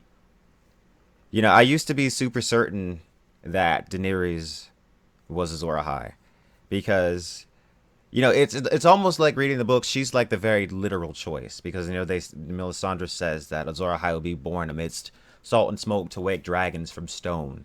And, Daenerys literally wakes dragon from stone, and it's almost you want to think it's Daenerys, but it's almost like it's too obvious. You know what I mean? Yeah, I don't know. I just keep looking at the show and it keeps putting Dany in like blue light. Even her dress, they kept making it look blue. And I don't know, man. Seems weird. Yeah. And there's also in the book, there's the whole vision of Euron with this lady with hands of white fire next to him, and everyone wonders who that is. Mm-hmm. And I tend to identify white fire with Daenerys. I the what well just I was just gonna say the icy side of things, but yeah, Dany does have that dream of her ancestors where they have swords of pale fire. Uh So huh. I've also wondered if like the original flaming sword technology didn't involve horrific blood magic, and you have white swords that are pure, and maybe the Valyrian swords are black to signify that it's foul, evil blood magic. But who When I knows? first read the Forsaken chapter and I saw the pale woman, I immediately thought about Daenerys. But then I also remember her dream from a Game of Thrones where she sees herself and she is Rhaegar and she is flying her dragon and she sees the trident and she sees men marching in armor made of ice, and this is almost certainly the others. And then she fires the dragon's fire at it and they turn into a river. Uh And I always thought that that would mean that Daenerys will fight the White Walkers. I feel like that is a prophetic dream because I think that most of Daenerys' dreams are prophetic, especially in the first book. There's a lot of stuff that comes true. You know, you've got the voice telling her to wake the dragon, which is exactly what she does. It's almost like something has. It's almost like something implants the idea in her head. Something is giving her these dreams and thoughts. You know what I mean? I do. And in fact, there is a really badass foreshadowing of Dany fighting the others at the wall in a Dance with Dragons. And this is not my catch. It's one of my, I was going to say my readers, but that sounds like, I don't know. It's one of my friends that I talk with One of about my theory. readers. Yeah, exactly. It's like one of the people that I talk to on Westeros.org a lot. I just can't remember who it was. In any case, this is in Dany's last chapter when she's wandering around after she's ridden away from Meereen on Drogon, and she's wandering through the grass, and she's a little bit delirious. So, let's see here. She goes to sleep next to a little broken down piece of wall that she finds, and she like puts some grass together and makes a little sleeping bed, and she goes to sleep. And she has a bunch of dreams, and here's the scene when she wakes up. The next morning, she woke stiff and sore and aching, with ants crawling on her arms and legs and face. When she realized what they were, she kicked aside the stalks of dry brown grass that had served as her bed and blanket and struggled to her feet. She had bites all over her, little red bumps, itchy and inflamed. Where did all the ants come from? Dany brushed them from her arms and legs and belly. She ran a hand across her stubbly scalp where her hair had burned away and felt more ants on her head and one crawling down the back of her neck. She knocked them off and crushed them under her bare feet. There were so many. It turned out that their anthill was on the other side of her wall. She wondered how the ants had managed to climb over it and find her. To them, these tumble-down stones must loom as huge as the wall of Westeros. The biggest wall in all the world, her brother Viserys used to say, as proud as if he'd built it himself. So she just compared this wall to the ice wall, and then she was attacked by things that climbed up the wall and bit her. Okay, so that sounds like the ice spiders climbing the wall. And then what does she do? She gets up and like stomps them. Mm-hmm. So that to me sounds like she's battling others at the wall. I'm not sure if I think she's winning because she's stomping him, but she's crushing them. Yeah. And then the other cool line is it says, the biggest wall in all the world, her brother Viserys used to say, as proud as if he'd built it himself. And we were just talking about, are the others, blood of the dragon people that were mutated? And does that have anything to do with building the wall? So maybe dragon people did build the wall, but they were like, icy dragon people. So I have a question for you, LML. Let's say after all this is over, mankind has conquered the threat of the White Walkers. The land of Westeros is ravaged. You've got everything's burned and like people are dying and so many people have died. And you've got Daenerys. She's down to like one dragon. She sees the ruin that is Westeros. What does she do? Does she stay in Westeros and try to help rebuild? Or does she fly off to the east somewhere and try to find the house with the red door? Or go to Valyria and try to rebuild Valyria? I think all the heroes die at the end. You think all of them die? Yeah, Dany, Jon, Bran, they're all going to die. Mm-hmm. Bran might live on... Bran has an outside chance of like living on inside, like, I don't know, sitting on a weirwood throne somewhere, maybe in the Winterfell crypts or something. But I think he'll just go in the weirwood net, and I think Jon and Dany will be sacrificing themselves. Yeah, I think the people that come out the other side are people like Sansa, maybe Gendry, and people like that. So what if in the end of all this, this is the one theory that I don't think nobody is thinking about. What if the White Walkers and mankind end up coexisting? What if like in the end Cersei has like a White Walker handmaiden or something? And in hundreds of years, the Westerosi culture is working really hard to erase the stigma of being an other, so they can be accepted in society. It's too good. It's too good. Probably not. Oh God, yeah. But I don't There think was that. there was a question that got asked a bunch of times related. Somebody asked, "Will we ever see the White Walkers' little circle of 12 icy obelisks again?" I would say probably so, right? I hope so. Yeah. I want, like, I mean, I feel like the show kind of cheated me a little bit. Like when they showed that and they showed the baby being changed, I kind of want to see more of that process. What happens? Does he instantly grow up into another? Does it take does he have to wait a normal amount of time to grow up into an adult? Does it take like 20 years to grow into an adult? Or is it like accelerated? Does it take a few months? I Yeah, would like to know more about that process, to be honest. indeed. But I don't know if we're ever going to get that. No, So, I doubt the show will answer that question. Here's another question from Lady Warrior of House Brady. We didn't see any white giants in the previews of the next episode. I guess. Where could they be headed?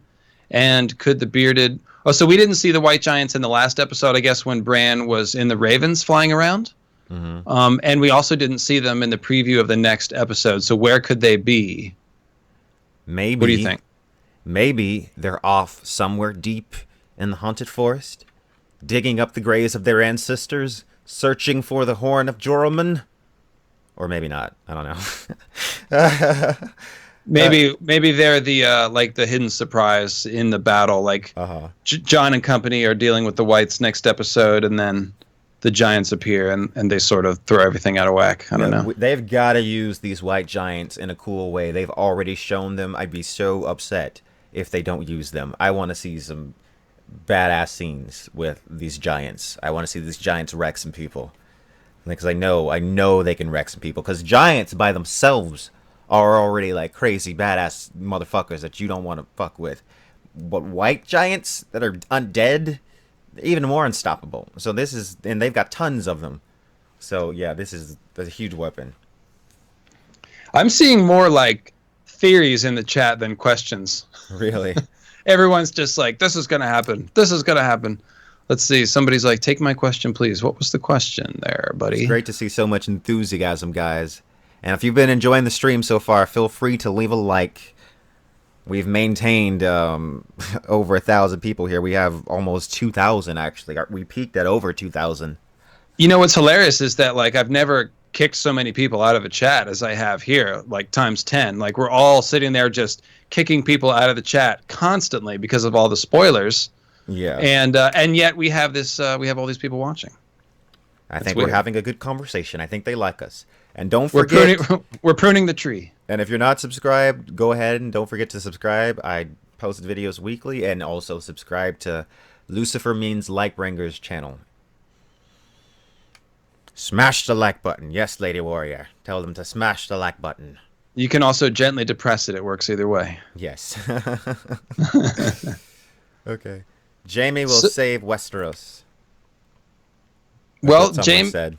yeah, I mean, I think there's probably going to be a lot of people that are going to have a role to play in saving Westeros, and that's probably Yeah. going to be the skill of George R. R. Martin as a writer to find a way to make all these characters that we care about matter. Yeah, and I think So people are way too hard on George R. R. Martin. Like if you could not write this novel, I couldn't write this novel. Stephen King couldn't write this novel. And I love Stephen King. There are not many living authors that could write a series like this. This is like next level stuff. So don't bitch to me about it taking years. Of course it's gonna take years.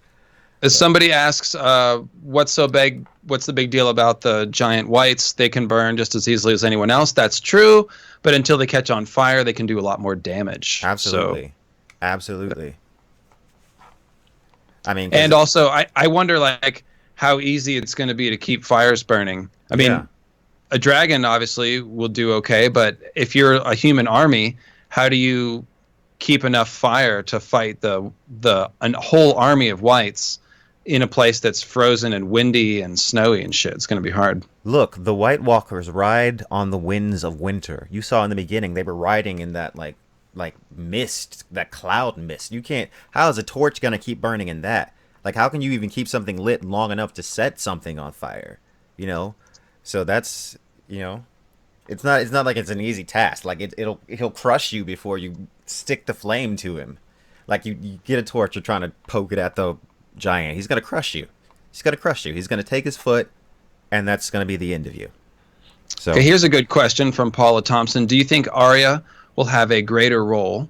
Why did the Faceless Men choose her? Why did Bran give her the cat's paw? Is it going to be more than just antagonizing Sansa and then the series is going to be over? Like, what is she going to do? I think that the dagger is going to be used to kill Littlefinger, and I think that the dagger has to have some other significant purpose, just due to the fact that it's Valyrian. So, I mean, I know a lot of people think that Jon Snow is going to kill the Night King, but what if it was Arya? What if Arya killed the Night King? What if Arya made the final blow? And it would kind of remind me of the Lord of the Rings. Eowyn, she slays the Witch King of Angmar. He says to her, she says, "I will hinder thee," and he says, "No living man can hinder me," and she says, "No living man am I." And she is the one that makes the final blow that kills him. She's helped by Mary, but she is the one that makes that final blow. And I can see that No, happening in A Song of Quinn. Ice and Fire. Yeah. Quinn, that's dumb. No one can kill the Night's King. No one can kill the Night's King. See what I did there? Oh God, Yeah. I'm slow. I'm slow. I Oh, got it. yeah. Yeah. Yeah. Well, and that would be, I kid, but it's very much the same kind of play on words. We're like, no man, like, Yeah. well, no one can kill the Night's King. Yeah. He said, "No And one can kill me," and she'd be like, "I am no one." I am no one. So then we've got Colaveras 5 asks, if the Children of the Forest created the Night King, why don't they have the knowledge to destroy him? Maybe they do. Maybe Bran will find that somewhere in the Weirwood Nets. I don't think it's an easy task. So do you think he's not killed the same way as the other White Walkers, Quinn? Probably not. It probably requires more. I think that even it might be something like you have to kill the other White Walkers before you kill him. I think they're all That's like it's like a video game boss. yeah, they're all like split beacons of his power. They're all because I think that like you have to kill them off and then finally you have to kill him. Like he won't die until they're all dead. They're like his Horcruxes. The Voldemort. Let me ask you this, Quinn. I see a question here about oh, I lost it, but it was related to the people going north of the wall. And so my question is, in the beginning of the season, we got the big trailer. It showed 12 people in a circle, overhead shot. You remember that shot? Mm-hmm. 12 people in the north, and they're in a circle, Yes. and one of them has a hammer. We figured out that's the same crew of 7 that went north, but we've only got 7 going north now. So how do they get to 12? Was there like 5 grunts off screen that we didn't see, or are more people gonna? Oh, that was the question. Yeah, will we see Benjen again? And so that's related. It's like, do more people meet up with the 7? And what do you think? I think someone did show me like a screenshot, and when they were walking out of the wall, they showed me a screenshot, and they were like, "Who are these people in the back?" So maybe more people that other than the main ones with them, because maybe they gotta have more people to see die on screen, just people to die basically. Red shirts. They got some red shirts. Yeah, and then also, oh dang it, what was the other part of the question? I had something to say. Well, cold hands. Oh yeah, yeah. Benjen. I predicted like a long time ago that when I saw the trailer, that Jon Snow was gonna be like out there by himself, and that he was gonna get saved by Benjen, because they still need to wrap that storyline. So yeah, I see that happening. I think that Jon Snow will be out there by himself, and Benjen will come up, save him. I said that a long time ago. That exact thing. So just to be clear, guys, don't ask about spoilers. Don't ask where they're posted. Don't say, "Do you guys know that it leaked?" Don't you say the word spoiler, and I'm liable to just hit the ban button. Like, that's how it's rolling right now. Mm-hmm. Don't say, "Please watch it. Please talk about it." We're just not talking about spoilers. It's really not that hard. Will Mira come back? I don't think so. I think she's completely heartbroken. She feels as though Bran is dead. And in a sense, she is right, because Bran is just that's something. Bran is somewhere in there, but he's so much more than that. And so I don't know if we'll get scenes with Howland Reed though. I don't think they're gonna give us Howland Reed. I don't think we're getting it. I think that's just the end of Mira, because I think what the thing is, the average show viewer, if you ask them about Mira Reed, their response would be, "Who is Mira Reed?" Like, I don't think people even know who she is. And maybe, yeah, because I was talking to a friend the other day, a friend that watches Game of Thrones, has watched it every year for like the past 5 years. I'm talking to him and I'm like, what did you think of Braun in the last episode? And he says to me, who is Braun? So I don't think most show watchers really know who Mira Reed is or care. So we're probably not going to get any more of her. Well, we did see Howland at the TOJ flashback scene. Oh, we did. That was the one time that we did see him. So maybe we will get like that final resolution scene with her. But I would say don't count on What it. would be great is if they give us like a 30-second scene and it's like Howland hanging out with Lady Stoneheart and like Fagon and like, Yeah. Darkstar and whoever else got got axed from the show. Yeah. Oh, I guess Garland Tyrell is there and Cold Hands. Okay. Yeah. Let's see. This chat is going so fast now.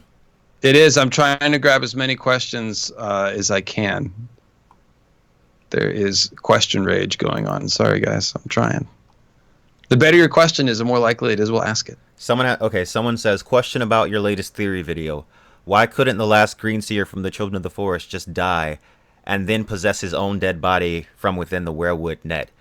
Maybe he can't.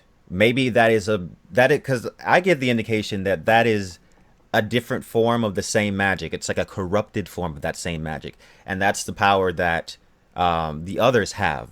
They have like a corrupted. They have that corrupted other side of that skin changing ability. They can warg dead beings, but I don't think that's something that a green seer can do. I think the body needs to be living for a green seer to enter it.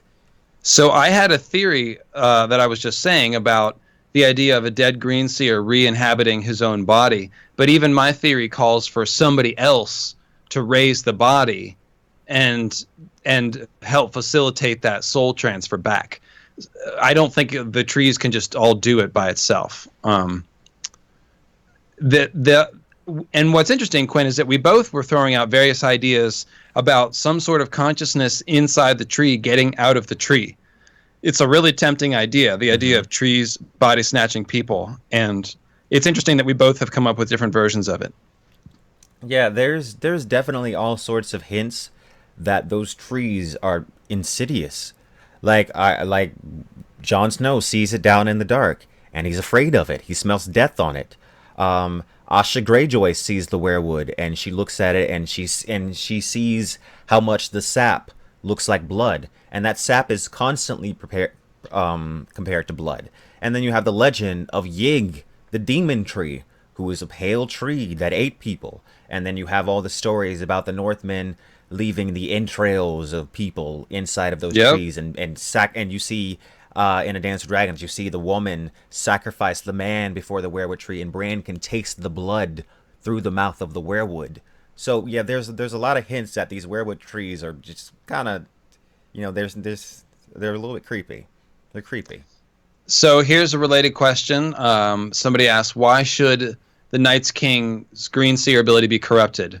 Winter is just a normal part of Game of Thrones nature. So what I would say to that is that George writes a lot about cycles.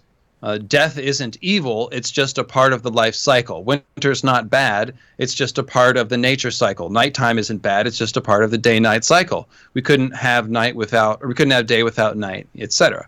The thing is, what is bad is when you break the cycle, when the seasons stop turning and we're stuck on winter, or when death doesn't give way to a new life, but instead holds on in a weird kind of unlife. When the nighttime doesn't give way to the daytime. All of these things are the same thematically. It's all about breaking the natural cycles. And the long night, that's what it represents. A breaking of the seasonal cycle, a breaking of the day-night cycle, and a breaking of the natural life and death cycle. It's all of a piece there. Absolutely. Absolutely. George R. R. Martin is all about the cycles. It's ice and fire. It's all about that. It's ice and fire. It's summer and winter. It's consumption versus preservation. It's all of those things. I couldn't agree more. Somebody says something about fuck you and... Oh, look, you're blocked. Okay. Thank you. Let's Oh, see. guys.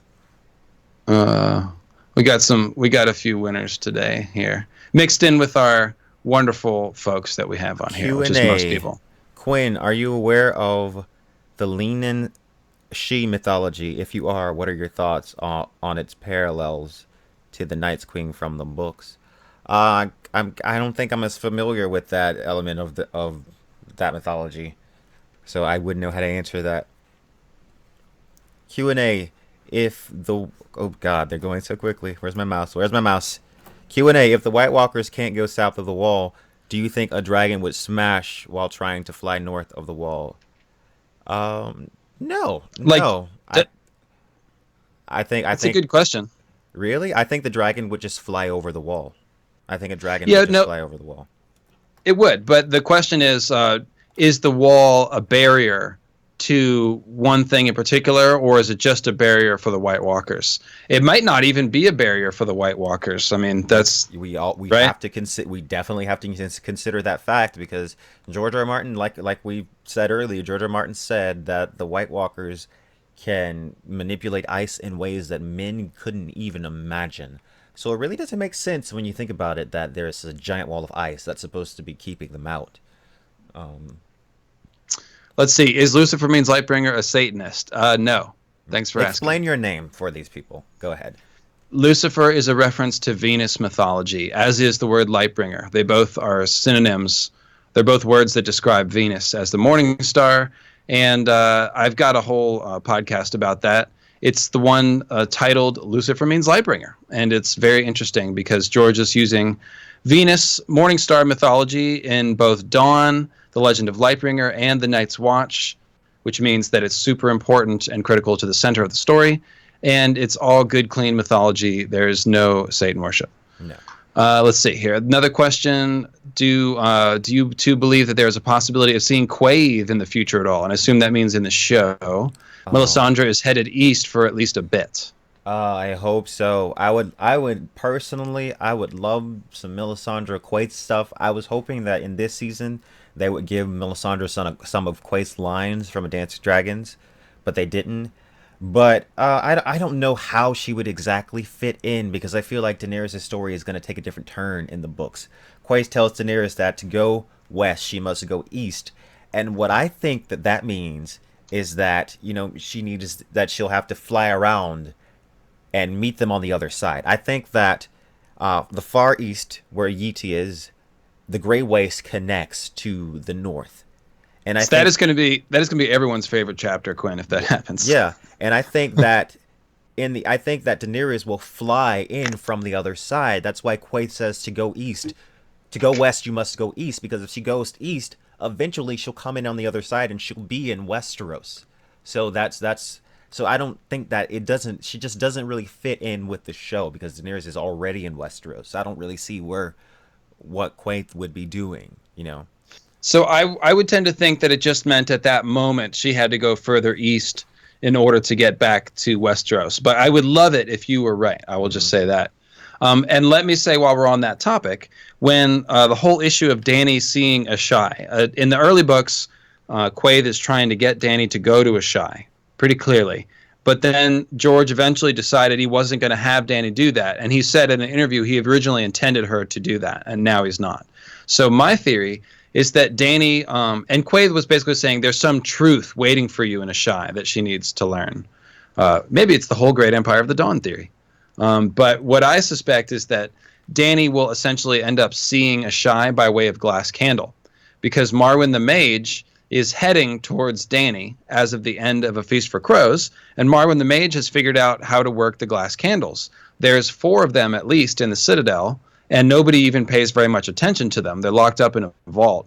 So I strongly, strongly suspect that Marwyn the Mage, who's been watching all the events at the Wall and is totally concerned with the others and the end times and sees Dany as a potential savior figure that has to fight the others, which we know, that Marwyn would never leave Old Town without bringing one of those very powerful glass candles with him, right? I mean, you agree with that logic? Yes. So if he's got a candle and he's heading towards Dany, who better to use that candle than Dany, who's a Valyrian, they're the people who use those candles. So I think we're going to see Dany using a glass candle, becoming more of a sorceress, and seeing Ahai by way of glass candle. And that way Martin can still keep it like murky and mysterious.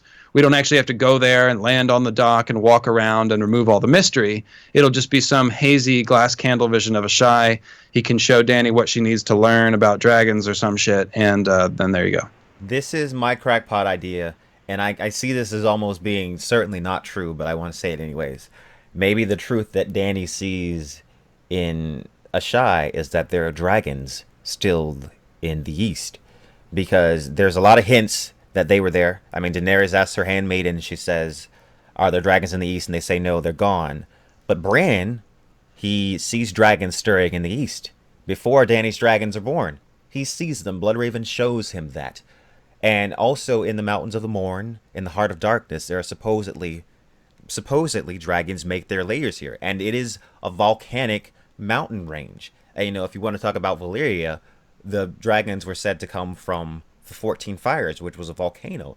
So, is it reasonable that there may be dragons in the Far East? And even further, maybe, I know this is super crackpot, but maybe there's probably huge fucking dragons in the Mountains of the Morn, if they are there. They're, because they've been there for so long and they've had so much time to grow.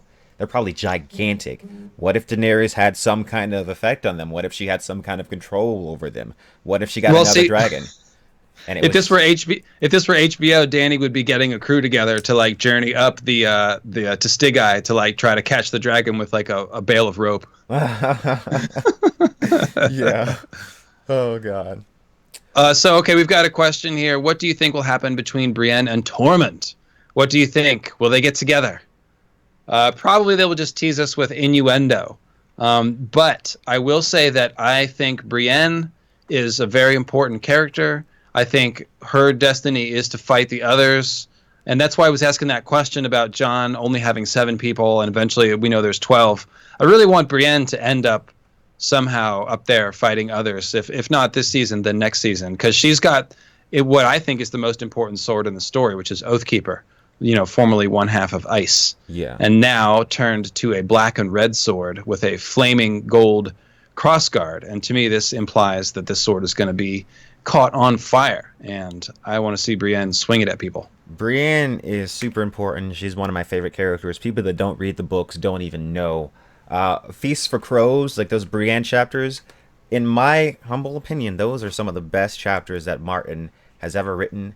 It's very much like the traditional like fantasy style quest. She's going on a quest to find the princess, and she goes on all these adventures. It reminds me of the Lord of the Rings so much. I absolutely love those chapters, and I just love Brienne as a character because of her struggle and her journey of being a woman that could never fit in as a woman and could never fit in as a man. She's out of place just by the very nature of being who she is, and that struggle just really resonates with me, and I just love that character so much. And as far as her getting with Tormund, I think that Tormund's obsession with Brienne is kind of cute. I think that I'd like to see them together, but I don't think it's going to happen. It's too happy. It's too happy. So no. And also one more thing about Brienne is that Brienne is like the only like real knight in this entire series. She's like the most honorable knight in this entire series. Yeah, she's dunk. Yeah, totally. So yeah, I love Brienne. I love her. Q&A, do you think Dany can still have children? Oh, we can't. No, we've already been over this question. We've already been over that one. Sorry. Not going to answer it again. Yeah. I'm seeing a lot of questions that we've already taken, but I guess people are dropping in and out. That's cool. Yeah. We are still over 1,600 viewers, though, so we're doing good. It's pretty impressive. Thanks, everyone. And like I always say when we mention the viewership, feel free to give us a like, and also check out Lucifer Means Lightbringer's channel for some more great content, and also subscribe to my channel. But definitely like this video. If you've been watching and you've been sitting here and you've been hearing the things we've been saying, and you think we've been saying interesting things, and we've been entertaining you, you might as well reward us with a like. So, thank you very much. Here's a great question. Does the creation of Lightbringer parallel with the creation of White Walkers? because the White Walker, the original Night's King guy, was stabbed in the heart with dragon glass. Nissa Nissa was stabbed in the heart with Lightbringer. I do think that's an intentional parallel, and I think just on a broader point, a lot of the ice and fire stuff in the story are direct parallels. Like, for example, the dragons, I was just talking about how dragons can be descriptions of meteors, and meteors and dragons are basically used interchangeably in terms of symbolism in the story. The dragons are kind of like flying volcanoes, but consider the others, all right? And just to sum up, I basically said that the dragons hatching from the moon is like a meteor shower. So an invasion of dragons is equivalent to a meteor shower. But now look at the others. They have eyes like cold blue stars. So an invasion of others is also like an invasion of falling stars. Yes. A meteor shower. It's just a cold version of the meteor shower. They have the same symbolism, others and dragons, in many ways. And like I was saying about Night's Queen and Melisandre potentially being parallels. So there's a relationship there all the way through, and how that joins up is one of the big mysteries of the story, I would say. So, Lucifer, you're aware of George R. R. Martin's famous quote, "Ice preserves, fire only destroys," or something of that vein.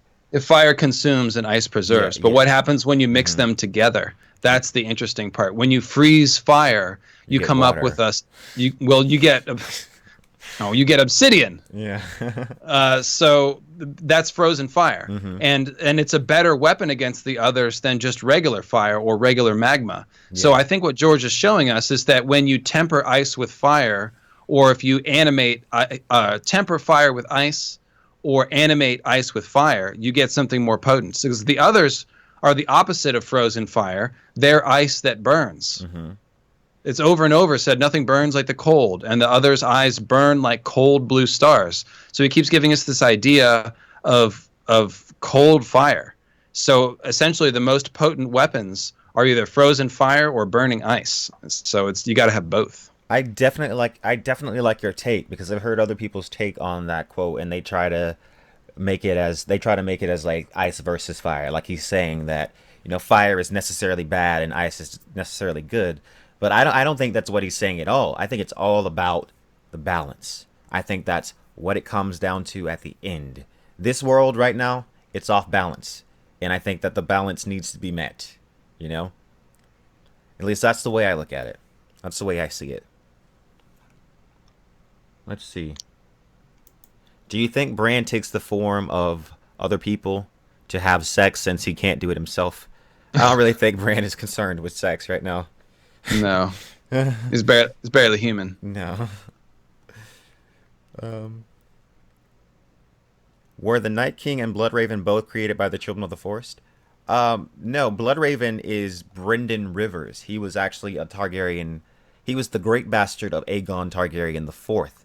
And that's over 100 years before the start of A Game of Thrones. He was the Lord Commander of the Night's Watch at one point in time. And 13 years later, after he becomes Lord Commander, he disappears beyond the wall. And he doesn't show up again until we see him in Bran's Dance of Dragons chapters. So that's the story of Bloodraven. And someone asked... You can go ahead. Can I just say that if obviously if you haven't read the books and you're a show watcher, you should read the books because the books are awesome. If you're a book reader and you haven't read the Dunk and Egg stories, you should read the Dunk and Egg stories, because there is tons of info dumping about Bloodraven and the Blackfires that's really interesting and also relevant to the main story. So I definitely recommend George R. Martin's book, Night of the Seven Kingdoms, because it's all three of the current Dunk and Egg stories that are out, and it's like illustrated.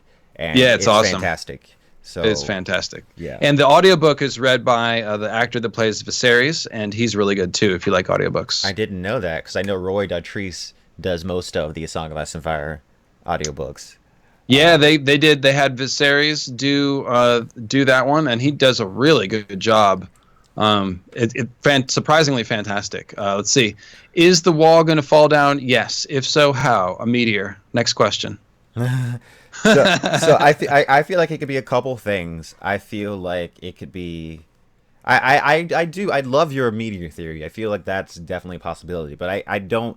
I'm not excluding the possibility of the Horn of Joramun actually showing up in the books, and in the show. Who knows how it's gonna happen, but it's gonna fall. It's definitely gonna fall. Yeah. Then there's a question about could Jorah's being cured of grayscale give him any sort of immunity to the White Walkers or to being whited or anything like that? What do you think? I don't think so. Probably not. What do you think is the purpose of grayscale in the books? Is it just as a plague, or is there some mystical property of grayscale people? Is there something more?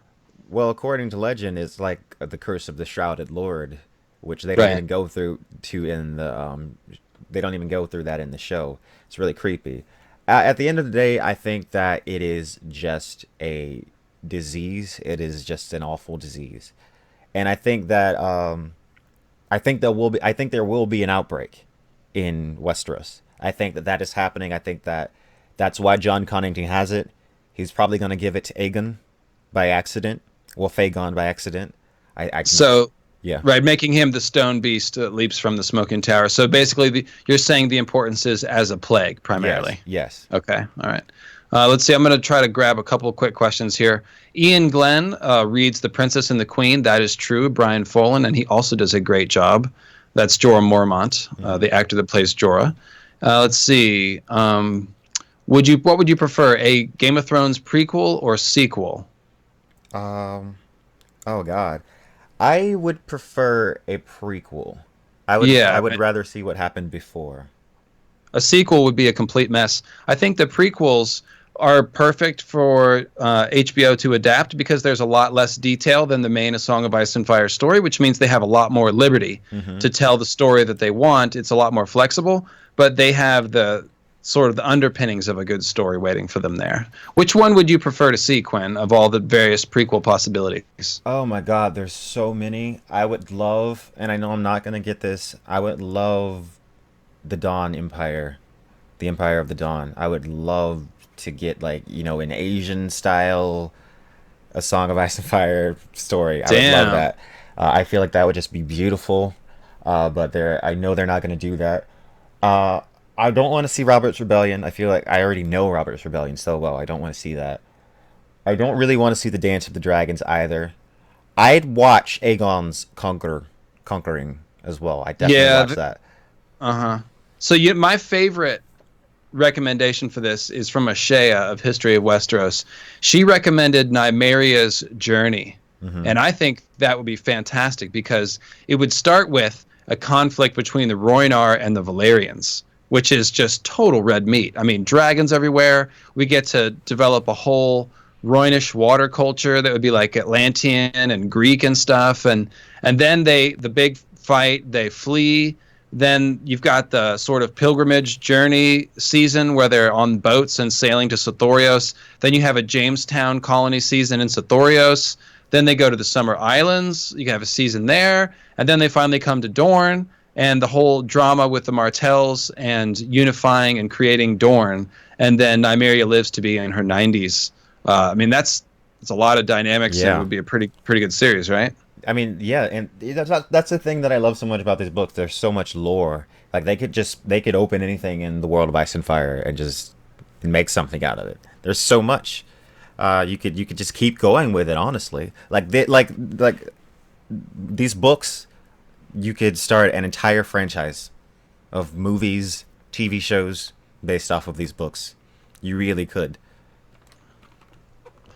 So okay, how do you think the two other continents will play some role in the story? Well, they already have been playing a role in the story the whole time. I think Westeros is the main scene of the action, but he's been using Essos to develop a lot of different plots. But in the end, the plot kind of has to come back to Westeros, and I think that's where we are at this point. Yeah. I think well, there's Sathoros. I think it's pronounced. Sothorios, I thought, Sathorios. You're right. You're definitely correct. like Oreos. Yeah, and then there's Othorios or Othoros. I forget how it's Mm. pronounced. And we don't really get it. We don't have a lot of details about those places. We know that there are a lot of wild, crazy, strange beast in Sathorios, but pretty much there are wild, crazy beast everywhere in some parts of the world, there's crazy shit. Like in the far north, there's definitely mention of ice dragons in the world of Ice and Fire. You know, like they've came across like ships that are just frozen, and like the men are just frozen solid. And the idea is that like an ice dragon, it's breathing pure frost, so it's just freezing people in their place. And then there's mermaids. Mermaids, the deep ones, guys, are totally a thing. Totally a thing. I don't even deny it.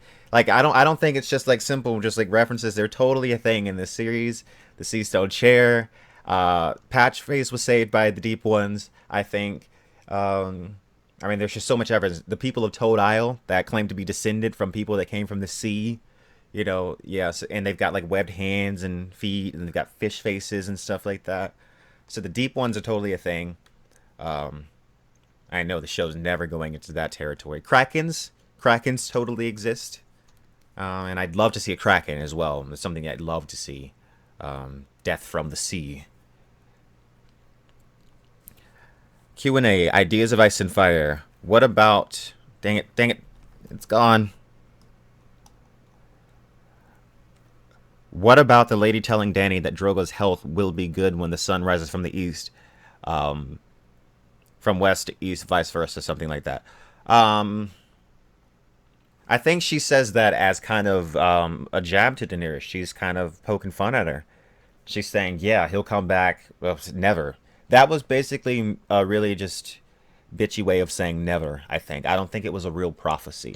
I know I've heard some people argue that, the sun will rise in the west, set in the east. That could be like a metaphor for Quentin that comes from the west and dies in the east. Or a meteor landing and lighting up like a second sun. Oh, what's Yeah. that? Oh, mountains blowing in the wind also sound like meteors. Yeah. That's Just true. saying. Just saying. So Drogo would come back and be like, "Hey, I've been reawakened by the meteors." No, but Drogo's playing the role of the Solar King who dies, and so whoever Azor Ahai Reborn is will be sort of, kind of like that in a sense. Interesting. Yeah. Let's see here. Is Ned Stark still alive? No, he's not. Varys a mermaid? Probably not. Wait, can I just say, like, are you serious when you ask that question? I've seen videos in my recommended like the return of Ned Stark, and I'm just like, are people really? Do you really think Ned Stark? Do you really? That's just not even. Let it go. He's dead. Let it go. Somebody keeps asking, is Bran the Night's King in like 10 different ways? We already talked about that. We don't think Bran is the Night's King. We think they might be distant relations. Yeah. I think the Night's King might have been original Azor Ahai, who might also be a Stark. But current Bran is not the Night's King. Current Bran is the enemy of the Night's King. I think that's pretty clear. Yeah. So, some people have watched Fight Club too many times, but that's okay. It's a great movie. Who will tell Jon Snow about his parents? Will it be Samwell, Bran, Howland? How will he... Gilly. Gilly. It's going to be Gilly. You think it'll be Gilly?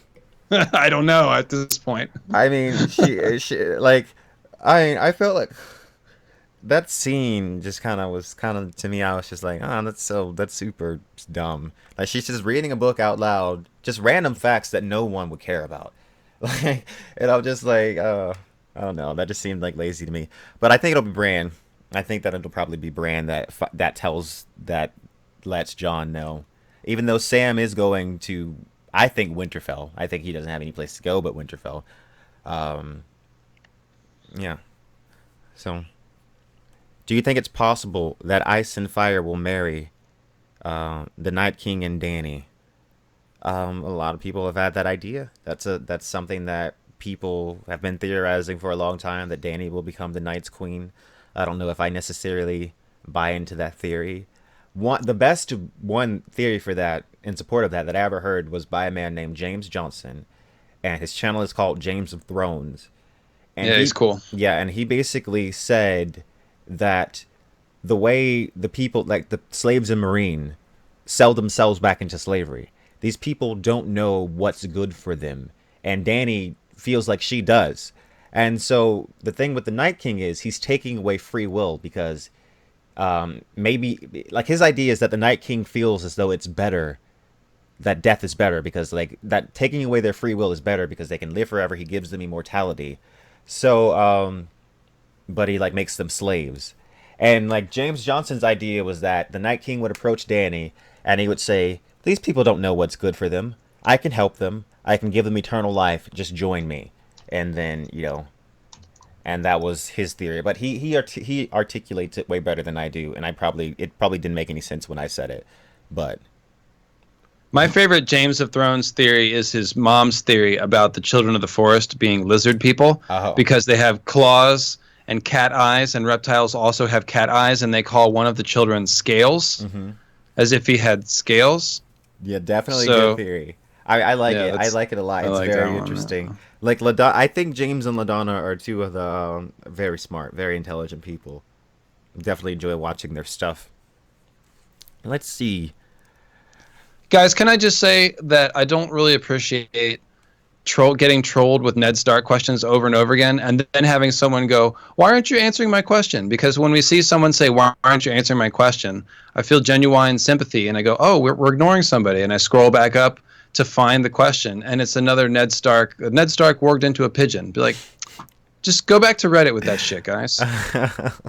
Seriously. Oh God. I mean, I'm just kidding, but seriously. Ned Stark. Okay. What if in the books the others have their own prophecy, but instead of it being about the savior, it's about a destroyer who would destroy them or the world with fire? Wow. Whoa, J Sizzle 124. I like that. So the idea is that the others have their own prophecy and they prophesize that someone would destroy the world with fire and they're just marching in advance to try and stop, presumably Daenerys with her dangerous dragons. I like that idea. I honestly do. It's a cool theory. Very, Yeah, very cool. I like it too. I heard that a long time ago from somebody called Voice of the First Men. Oh, really? Uh, and yeah, he's all about it. Like that's the in the prologue. There's multiple signs of the others sort of checking Waymar out and sort of being cautious with them, and then moving in after they see him bleed and after his sword breaks. Mm-hmm. So there's definitely possible that they're looking out for somebody in particular, and they thought that Waymar might be a Stark, because he has that look, his gray eyes, and some of the same clues. He wears moleskin gloves, and so does Jon, and there's some other stuff. So, yep, it's a good theory. I just think about that opening scene of Game of Thrones and how good it was with the White Walkers. One thing about this show, and I know, and I hope people don't take this as me being too complaining, but this show doesn't tend to have a lot of consistency with like their makeup choices for like the magical creatures, do they? Like the White Walkers looked completely different in the first episode than they look now. Like they look totally different. And then also the same thing with the Children of the Forest. Like in season 5, I mean they looked like the one Child of the Forest that we saw looked totally different the next season. Like I mean they looked better, but I mean the consistency is kind of just like all over the place sometimes. I expect Bran to try and prevent the White Walkers from spreading by going back. Oh God, I lost the question. Going back in time to warn Ares, and in doing so, him becoming crazy, much like Hodor. But of course, nothing so far. Thoughts? Yes, more of the time traveling brand, Pandora's box. I've heard that one before, that he was the one driving Ares crazy, but if that theory is true, it would make more sense that it was Bloodraven doing it. I did hear that, but I think that Ares was driven mad by someone that was trying to hatch dragons. There's been some I see my whole thing is that there's been someone that's been manipulating the Targaryens this entire time. It started with Aegon the Fifth. That's why he went mad. Well, he kind of went mad. That's what led to the burning of Summerhall. He brought those eggs. He in his final years he just became obsessed with dragons for no reason and hatching dragons, and he ends up creating this huge tragedy at Summerhall trying to hatch dragons, and that's where Rhaegar is born. And then Rhaegar is also totally obsessed with prophecies. And then you get Daenerys, who's having all these crazy dreams about prophecies and wanting to step into fires and doing all this crazy stuff. And I feel like the same thing happened with Ares, except it failed with Ares, it failed with Aegon, it failed with Rhaegar, but Daenerys, it finally succeeded. So that's the way I tend to view it. There you go. How how long are we going for today? We'll probably if you want to go, then you can pretty much leave when you want. I don't know. I'm just kind of just gonna hang out and maybe answer a few more questions, maybe about like 30 more minutes, and then I'll be finished. So this really annoying person keeps asking, "Hey, do you think we'll ever see the Night's King castle again?" They've asked it like 10 times. We already answered it, and I answered it to you in the chat. Mm-hmm. Yes. Yeah. Yes, we will. Yes. Yes. Yes. Yes. Yes. Oh, sorry, go ahead. I'm sorry, man. I'm just having fun now. What Yeah. can I say? So, you got any what else we got to talk about here? um. Here's see, how did Night's King get magical powers? How did he come to life? Well, we saw how that happened, but the question is, was the Night's King somebody that already possessed magic before he got stabbed? And I think that's very possible. It's a, I think so. I think so because like I think he had to be a greenseer beforehand because like I said, I feel like his magic is kind of a corrupted version of what the greenseers can do. Like he does it with the dead. He has to instead of warging living people, he does it with the dead. So he's really just an extremely powerful greenseer with corrupted power. And I feel like the other White Walkers that are around him are kind of like his vessels. His power is like split amongst them, and that's why I think that each one of those has, as each one of those dies, he gets weaker. That's why he has to keep replacing them. If one of them dies, he gets weaker and weaker and weaker and weaker, and once they're all dead, then he can be killed, probably with like Valyrian steel. Yep, I think Valerian Steel is probably the best chance. Somebody keeps asking, where's Ghost? Ghost is locked away in the CGI budget doghouse. There's Poor also Ghost. Sansa even says something about like, John can't expect the whole North to just sit here and wait for him like Ghost. Mm-hmm. So it's just sort of, it's almost like they're sort of messing with us there, going, yeah, Ghost is here. He's like in the kennel at Winterfell, just chilling. They gave up on the direwolves in the show. They killed them all off, and then you Yeah, don't it's see Ghost, and then Nymeria was like, "Fuck you" to Arya. Like they don't care, and it's kind of sad because they set them up as like such a big deal in the beginning. You're like, "Oh, the direwolves are gonna mean something in the end," and then in the show they just don't mean anything. They're just like nothing. someone's asking us about the Children of the Forest spirals. That gives us an excuse to Oh, cool. plug the YouTube episode that we did together last week. It's on Quinn's channel, and it's all about the cave symbols, and we talked about it for like 2 hours. Yes, it's called "What Do the Cave Symbols Mean?" and I highly recommend it. Highly recommend you see it. Um,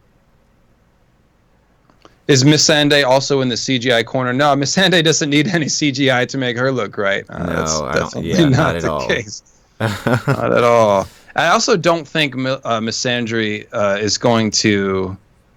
I don't think she's going to betray Danny. No, I don't see it happening either. I feel like she's dedicated to Daenerys. Like I always go back to what Jorah said to Daenerys in like season 2. He says, "Not only should you rule, not only could you rule, but you would be loved." Like there's like centuries go by without someone like you coming around, and that's true. Daenerys inspires loyalty in people for sure. Like people follow her because they want to, because they love her. Like I really feel like the Unsullied love Daenerys. Missandei loves Daenerys. She's an inspirational figure. Yeah, I just that wouldn't make any sense to me at all. No, Like the Varys or Tyrion, there are reasons that you could put that together, but Missandei is like the last person. absolutely, absolutely. Do you think Bronn has a big role to play now when winter has come? No, Bronn is getting a lot of mileage. I mean, like you said, he's kind of comedic relief that's hung on, yeah. a Uh, long time or whatever. It's kind of like their utility guy. Like they need someone to fire the dragon thing, and so yeah. Like like Braun is still doing stuff in like after a Storm of Swords in the books, but he's not really on screen a lot. And like in the show, and the stuff that he's doing is kind of interesting. He's totally like messing with Cersei's head, and it's pretty hilarious actually. But like it's in the show, it's just kind of like I just don't see the point of him. I just kind of just don't really like the character that much. I know a lot of people love him, and I'm not hating on him. It's just my personal opinion. But, we're going to take a few more questions, guys, and then we're going to get going. So, like, if you have any more good questions, feel free to put them in the chat. And like I said, feel free to like this video if you've enjoyed us talking so far. We're going to get a few more questions, and then we have to get out of here. Okay. Somebody asked again, are the others ancestors of Valyrians? We talked about that earlier in the show, so once this is over, you can back up and watch the beginning and get like a good 15 minutes of discussion on the topic. Absolutely. This will be on my channel after it's done streaming. If Dany doesn't get pregnant, oh God, where's the question? If Dany doesn't get pregnant, then why did George R. R. Martin bring it up in A Dance with Dragons that she had her period for the first time since she had her child and hasn't had sex since? I think that's a good question. It could be a red herring. I think that's a possibility. I think that what happened to her at the end of the day, it was the berries. I think it was the berries that screwed her up. I think she was pregnant with either Dario or his Dar's baby, and she ate the berries, and it made her miscarry. Yeah, I was about to say it could have been a miscarriage. Mm-hmm. Do we know why Lady Stoneheart didn't come? No, if we knew that, I mean, no, nobody knows that. They just decided against it, and nobody likes it, and I don't like it either. No, it would have been like the greatest cliffhanger in television history if at the end of season 4, like they've shown her. But no use crying over spilled milk at this point. Will Jon forge Lightbringer by killing Dany and using her blood? I don't think so. Quinn thinks it's possible. We talked about that earlier, so if you listen back, you can get more discussion on that. Yeah. So guys, okay. So guys, I think that is the end of our live stream. We went for 2.5 hours this time, longer than I usually go on these live streams.